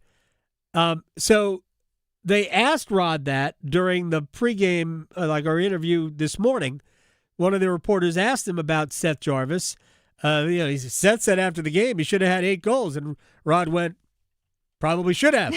Yeah, you're right. Seth's sitting there, I'm sure, hearing that, rolling his eyes. Oh, yeah. Yeah, I know. You don't have to admit it to everybody. Rub it in. Jarvis, I thought Jarvis was excellent. Yeah. So he's one of my stars. But, yeah, he should have had more than 1. So let's hope he's saving them for tonight. I know. Or maybe even in overtime. True. See, I know you picked him for overtime, but I was debating him being my first goal scorer with Tim. Isn't he always your first goal scorer? About 80% of the time. Sometimes I get a little spicy and throw someone else.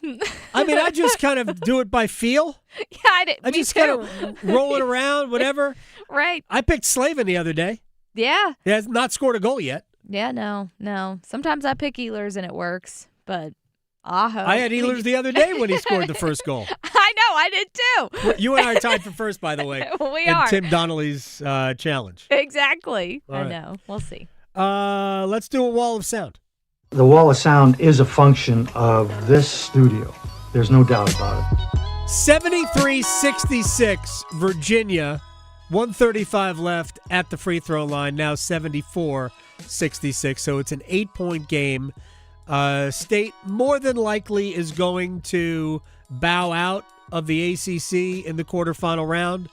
But obviously, considering the two games that have been played before in this matchup, much better. And Copeland just made a layup and was fouled. So a 6-point game could be a 5-point game. Minute 24 to go. Get a stop. Little game pressure on Virginia. See how they handle it. All right, let's do this wall of sound that we do. And we start with Will Wade. These are all clips from yesterday after the win over Pitt, but they hold up very well. He was asked after the game, and again, they needed a win. They beat Pitt. Pitt's no good. They got a quad 3 win yesterday. Does Will Wade feel like they have done enough to make the tournament? You never know, but, I mean, look, our metrics are really good. Everything's really good. I mean, we needed to avoid a tough loss today on top of some of the other ones. I mean, certainly I'd like to have a couple more wins. We're 2-5 in one-possession games, which is terrible coaching on my part when you only win 2 out of 7. You're 2-5. But, I mean, look, we're not going to take anything for granted. We're going to put everything we got into seeing if we can find a way to chip away at Virginia tomorrow and see if we can hang in there for a little bit and see what happens. But I think, with our quad 1 and quad 2 wins, I know teams with our profile make it about 90% of the time. So I feel pretty good. I would not want to risk it, by losing today. Yes. Again, you don't want to lose those types of games, which unfortunately State has done this season. What about given the recent results? Well, there would probably be no next week if we lost today. So this was important, or we would have been in real trouble for next week. So this was important, and we need to try to play better against Virginia. I mean, we've gotten our doors blown off twice by Virginia. So we need to try to play better and see if we can make a game of it tomorrow. Well, they have made a game of it. There's no doubt about that. And they're about to go to the free throw line. It looks like Paul McNeil will get 3 free throws. It is 76-69. He can make this a 4-point game. If he can make all 3 from the stripe, there's still 55.1 to go. I mean, they keep getting. He misses the first free throw. That's not good. But if you can make 2 here, you're back under making it a 2-possession game. Darian Williams, again, we talked about him, preseason ACC Player of the Year, on the outside noise. I mean, we don't worry about the outside noise. We all are the same people, whether we win or lose. We all were a tight-knit group, so we joke around every day in the gym, outside the gym. So, I mean, it feels good to win. You don't want to lose, but we knew we needed this one to get to where we want to go, and we're trying to go win the whole thing.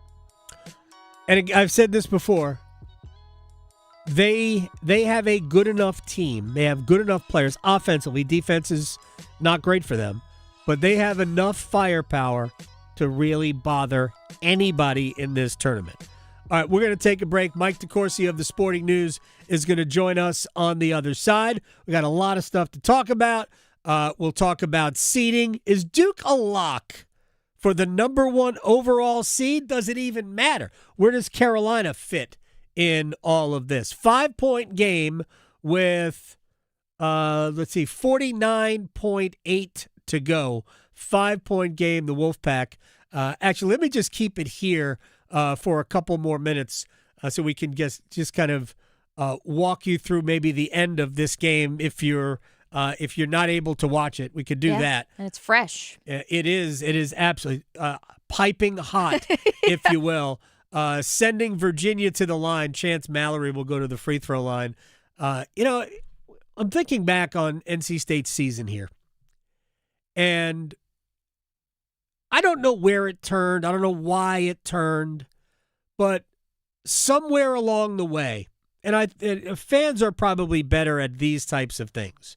Like, what was the turning point that led to the closing stretch where in the regular season, the only game they won was the Carolina game, where you lost to Notre Dame on the road, which you shouldn't have done, where you lost at home to Stanford to close out the season. Because the truth is that State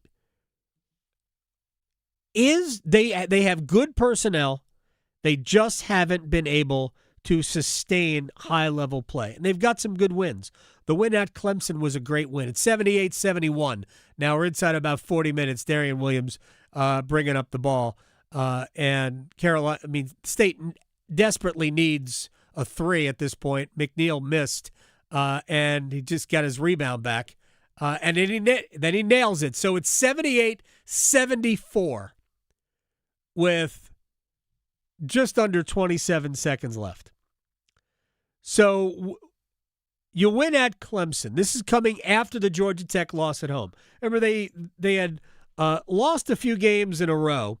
You lost at home to Kansas in overtime. And then you go and you win games you're supposed to win. Ole Miss, it turned out, wasn't very good. You beat Texas Southern, Ole Miss. Again, at the time, we thought Ole Miss was better. And Wake Forest. Wake Forest also not all that hot. And then you get blown out by Virginia at home. You beat Boston College. Everybody beats Boston College. They fired their coach. You beat Florida State on the road. And that was, at that time, expected. Florida State was terrible. Since then, they're great. So that win looks a lot different today than it did then. But then you followed that up with the home loss to Georgia Tech, who hasn't won since. And they fired their coach, Damon Stoudemire, got fired. But after that, they won 6 in a row, which included the win at Clemson, included a win at SMU, good team. And SMU at the time was also very good. The loss to Louisville, where they were absolutely torpedoed, where both players went for massive numbers. I think Conwell and Brown. Brown went for like 45, and Conwell went for like 30. It was like they had 75 crazy. points Oh, combined. it was 77, wasn't it? Combined, I think. Might have been. State scored 77. Ridiculous. Yes. Right? Yeah. So it was 118-77. My glasses, I don't have reading glasses on. And then you lose, maybe it was the Miami game at home, which really put them in a tailspin. Because you had a 7-point lead late at home to a good team, Miami, the number 3 seed in this event. You fell apart down the stretch and you blew that game. How different does the end of the regular season look if NC State wins that game? Right? You beat Carolina. And I am in no way, I'm not discounting the game because State played incredibly well. And even had Carolina had Henry Vessar in the game, and maybe even if they had Caleb Wilson in the game, the way State played, Carolina fans will say, you wouldn't have beaten us with those two. Are you undefeated with those two on the court? No? Okay. Then State could have. State played incredibly well. But that's the only win they've got until yesterday when they beat Pitt. You go to Virginia, get smoked. You lose at Notre Dame in overtime. And they had a lead late at Notre Dame and let Notre Dame off the hook. You lose at home to Duke. That was always going to happen. And then you lose at home to Stanford to end the season. The end of the regular season should have been a lot different for NC State. I think that loss to Miami really, really set him back. Wolfpack had Virginia at the free throw line. Virginia missed the front end of the 1-and-1 and got the rebound. And then a tie-up gives the ball back to Virginia. So UVA will inbound. I believe they called a tie-up. UVA will inbound the ball with State's just got to box out. I hate to do it this way because I'm not allowed to do play-by-play on the radio. Not that I would be good at it anyway, but you just have to block out in that situation. So now you've got Virginia inbounding the ball 78-74. All right, let's take a break. We'll come back. We'll give you the rest of the end of the game. Mike DeCourcy of the Sporting News as well here on the Adam Gold Show.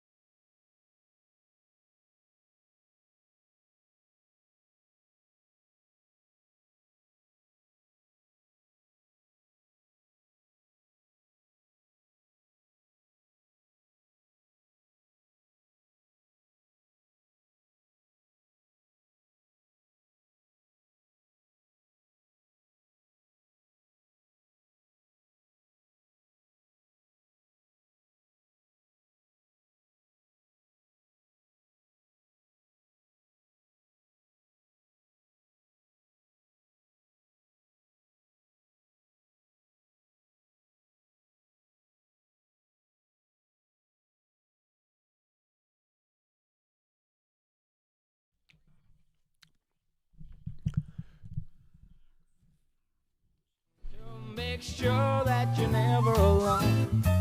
It's the Adam Gold Show. Mike DeCourcy in a matter of seconds. It was 78-74 when Virginia missed the front end and State couldn't secure the rebound. Ultimately, rebounding is, a lot of things, but at the end of the game, had State done better in especially boxing out on the free throw line, they might have had a chance.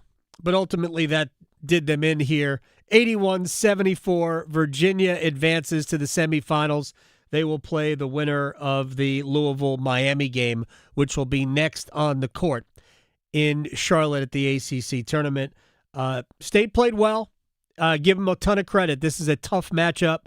I thought they battled, and we'll see them again next week. We'll see their name on Sunday in the NCAA tournament bracket. My sense is somewhere 9-10 range as a seed. Hey, look, I wouldn't hate being on the as a 10. Yeah. I'd rather be a 10 than a 9, to be honest. There are teams at the 2 line that they can absolutely beat. Like if Michigan State is a 2, right.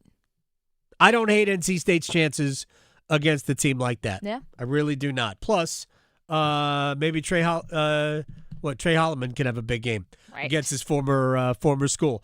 All right, so that'll wrap up NC State. Again, Duke and Carolina both play later on. We are dangerously close to Selection Sunday when they revealed the field of 96. No, I'm sorry. I was reading off a script for 2 years down the road. Mike DeCourcy of the Sporting News, Hall of Fame college basketball writer, columnist, sir.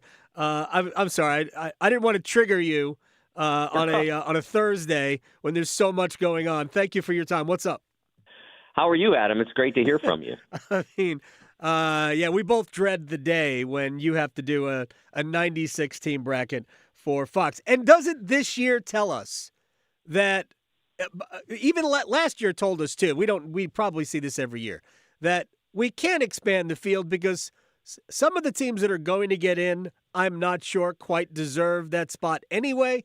I mean, NC State spent forever trying to play their way out of the tournament. Yes, I think that's a fair statement, but they're not trying nearly as hard as Indiana or Virginia Tech. I think that I've always known, I don't think about anything about this. I know it's a preposterous concept that they are trying to sell you things that you don't want. Look, Twitter polls aren't scientific. Right. But Rob Doster did one, a field of 68. Yeah. Probably last April, maybe. It was 93% against. I've done a couple of them, and it usually winds up around 91 against. Yeah. It's not like we're talking about 60-40 or 55-45.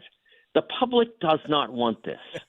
And it's interesting because every time those of us who are arguing against this on principle, and even on the idea that, like, you don't try to ruin a product that is massively popular to try to make it something that people don't clearly have expressed they don't want.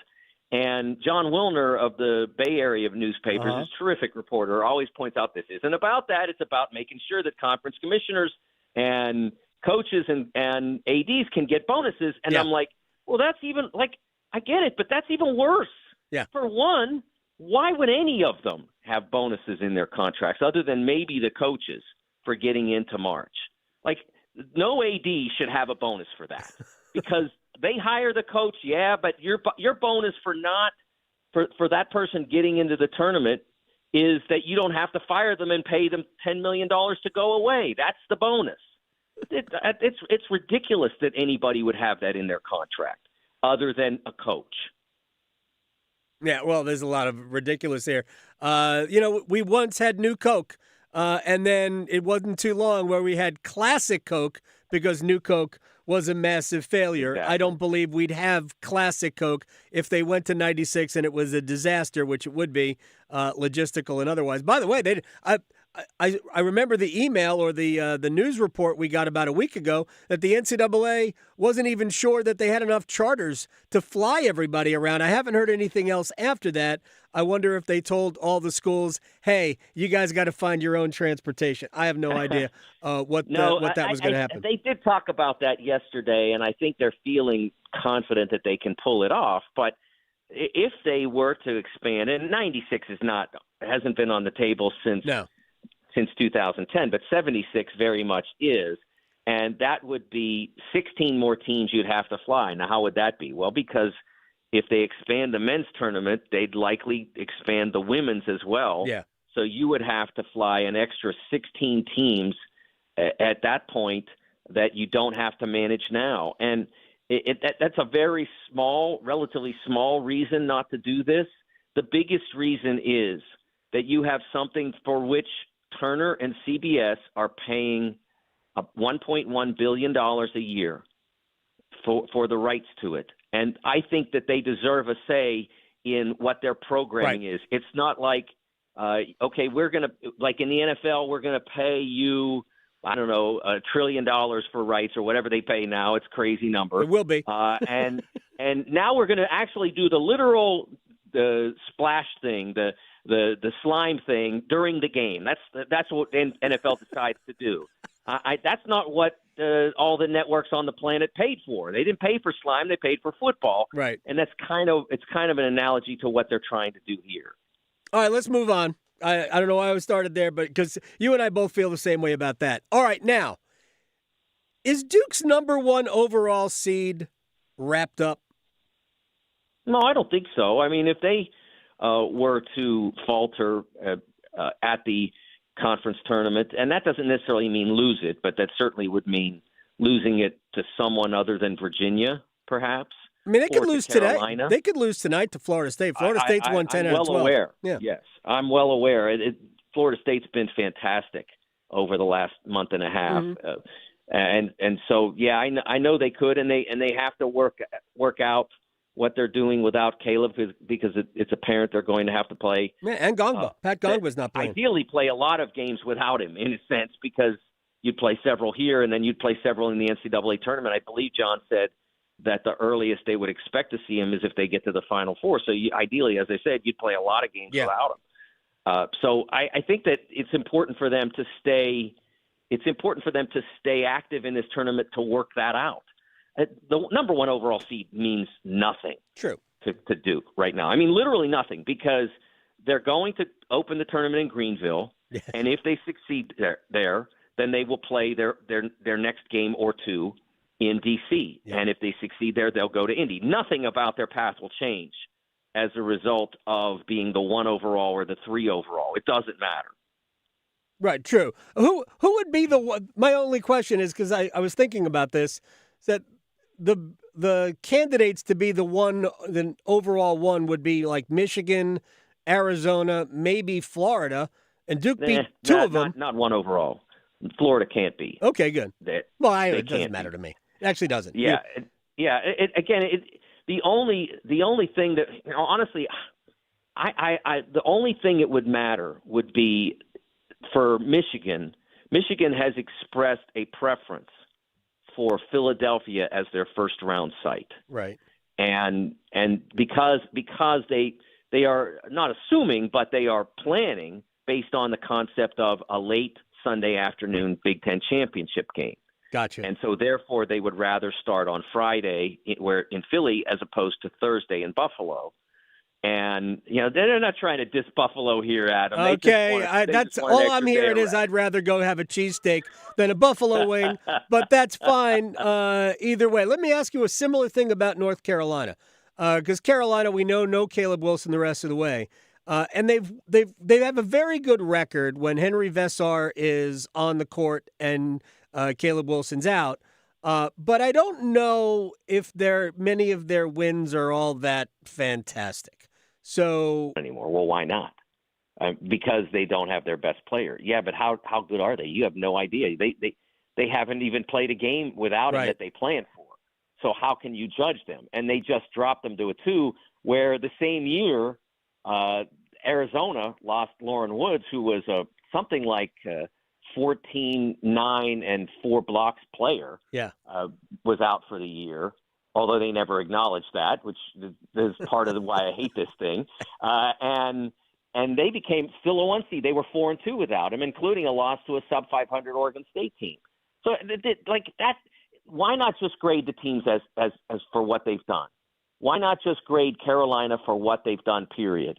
Instead of getting into the weeds, okay, they're 5-2 without him, but most of the 5 aren't tournament teams. And yeah, but so what? During the course of the year, they beat Kansas, they beat Duke. This is their metrics. This is their that's what it should be. I think that the good news for them is that the six is behind them. I mean, you look at Louisville; they've got issues too in terms of injury. Sure. So that helps.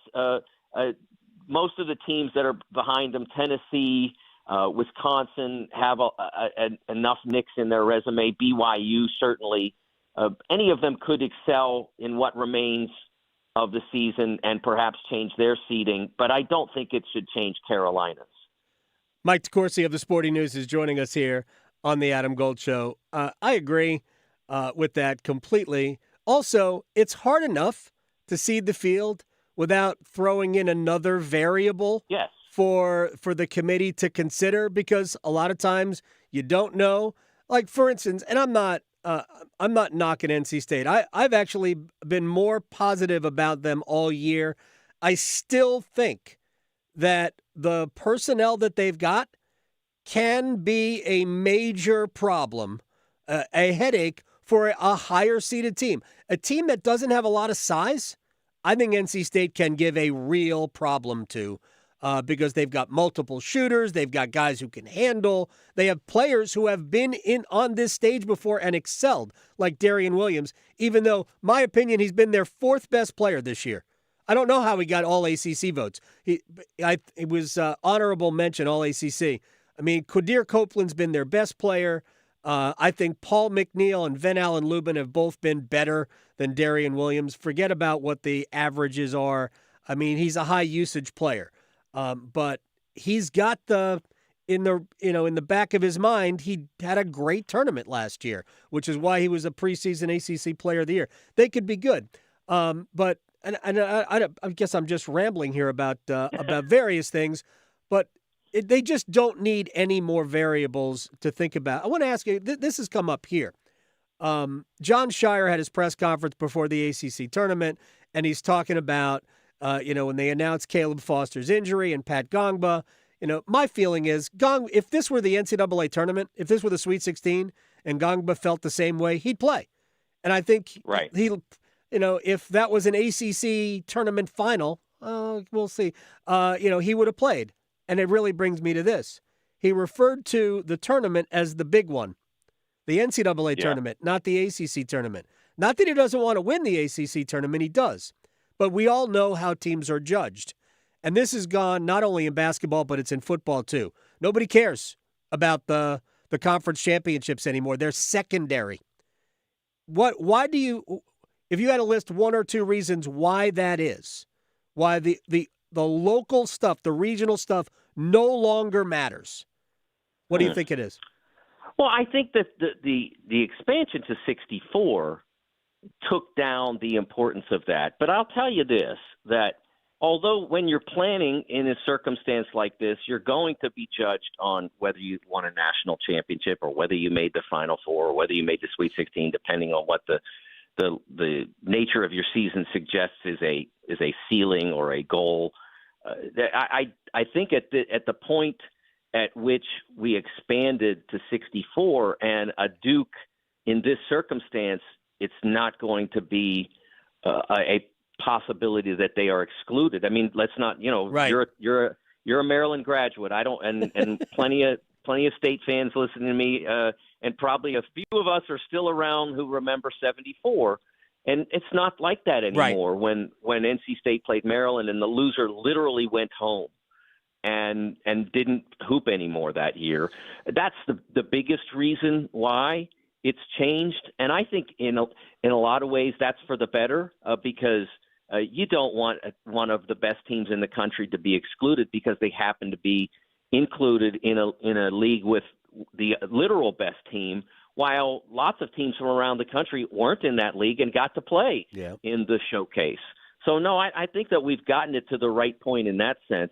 But I'll tell you, if Duke and Carolina say, I don't even know what the bracket says, but let's say they're playing on Saturday night. Well, they're not. They would be playing Friday night in a semifinal, and that's still pretty good. So Duke and Virginia, let's say Duke and Virginia are playing. That game's going to matter to everybody on the floor, to everybody in the stands.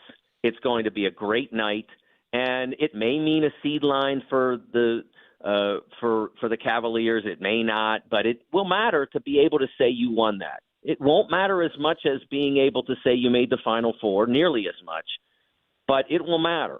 And I don't think Duke hangs those banners. I can't remember now. It's been I haven't looked in the rafters in Cameron for a little while, but there at most places you win one of those and there's a banner up. You should honor a championship. I mean, you should literally honor a championship, no matter what it is.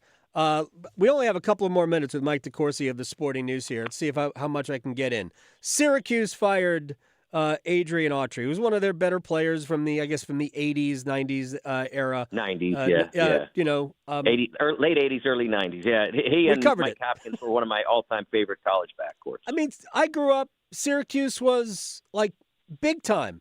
You know, to me, it's one of those. It's not one of the blue blood programs, but it's in the next tier of programs, a program that has been traditionally good for a long time. Maybe that was just Jim Boeheim. I don't know, although they were good before Boeheim too. What's your sense? Is Syracuse one of those, like Nebraska football, that the idea that it could come back is still there, but it won't? Well, I think that depends on who they hire and how they fund the program. I think those are the two elements. I thought that they had a great plan in place, that it took too long to execute. I still think Mike Hopkins would have been a success, a terrific success at Syracuse. And Jim deciding to coach as long as he did not do great things for the program. And so that succession plan finally reached its breaking point, and Mike just decided, okay, that I can't wait any longer, and he went to Washington. And he did okay out there, but he didn't do great. And then eventually it was time for them to move on.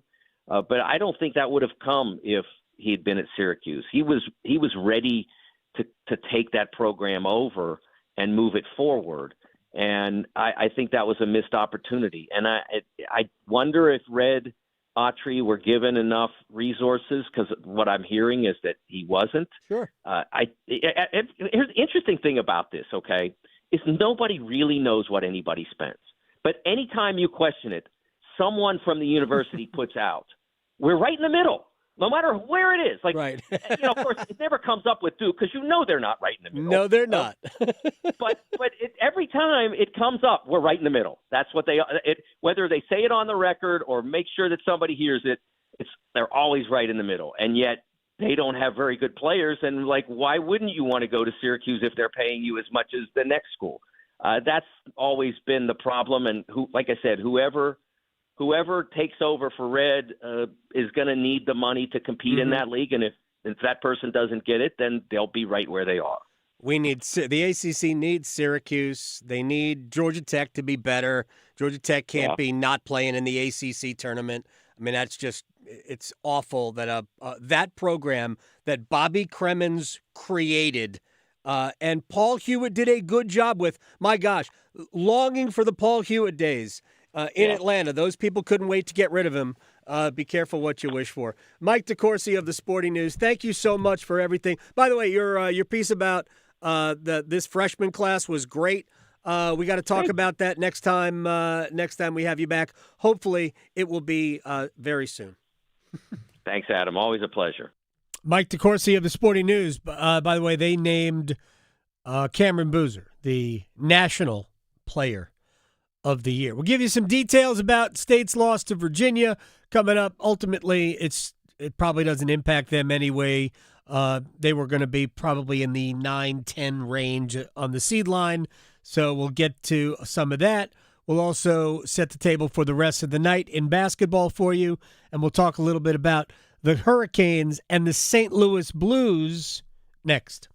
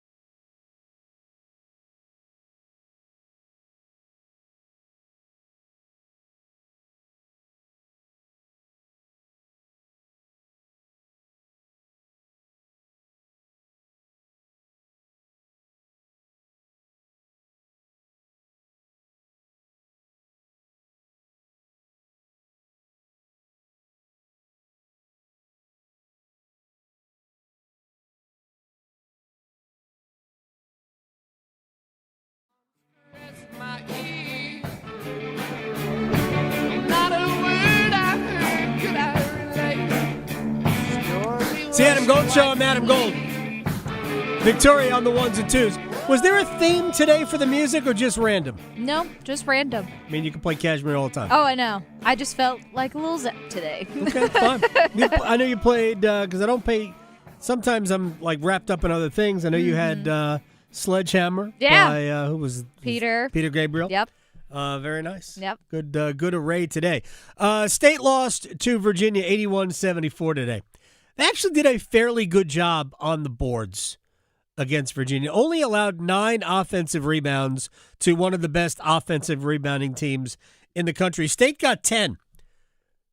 But at the end, it was Virginia's work on the offensive glass that really kind of hurt NC State. I did not realize this. They had the ball. Before it was 78-74, State had the ball. Then Virginia got to the free throw line with a 4-point lead, missed the front end of a 1-1. And the next sequence, Virginia's size and rebounding acumen was unfortunately too much. Miami and Louisville are getting ready to play the second quarterfinal of ACC quarterfinal Thursday. Duke and Florida State at 7, followed by North Carolina and Clemson. I think we're going to have 2 fun games tonight in terms of the games that we care about the most. And Virginia will play the winner of Louisville and Miami. We could have another Duke-Carolina game. For the Blue Devils, like if you've been paying attention, Florida State's, they're good. Flat out good at this point. They have won 10 of their last 12. They have, somewhere along the line, they figured it out. Duke struggled to beat Florida State earlier this season. Remember, back-to-back, struggled with Georgia Tech, struggled with Florida State, and that's the last time in a win in conference play that they won by less than double digits. The only other game where they didn't was the Carolina game, which they lost, the first Carolina game. So I don't think it will be an easy game for the Blue Devils tonight. For North Carolina, they are playing a team that wants to play a scrappy game. So for UNC, you have to be prepared for that. As long as they are, I think they win. As long as they're willing to do that, I think they win. I think Duke will, albeit after some struggles. I think they'll beat Florida State, in which case, for the third time this year, we'll get Duke and Carolina, and it will be in the ACC semifinal, and that will be fun to watch. All right, we should rewind.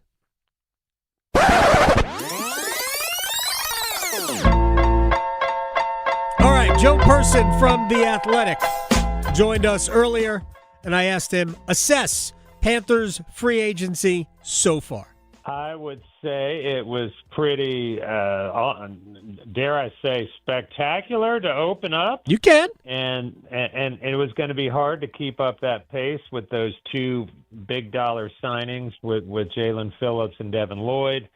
And frankly, I do think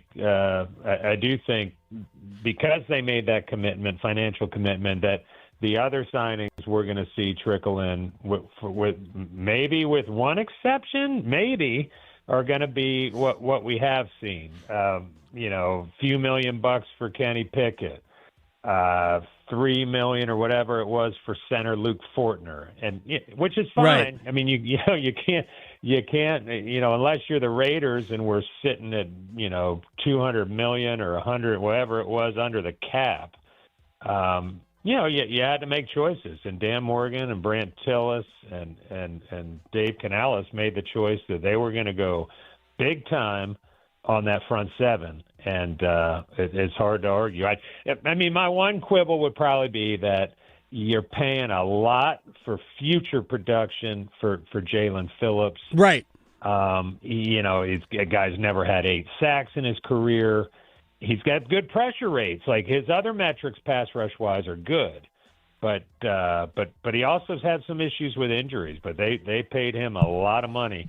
The Devin Lloyd deal I thought was really almost a value type signing. I mean, they were projecting, the Athletic and others were projecting he'd get 19 to 20 million a year, and I think he got 15 at most. I want to see those numbers. I think they might have even gotten him less than 15 million a year. I said before, I think that was a very good signing.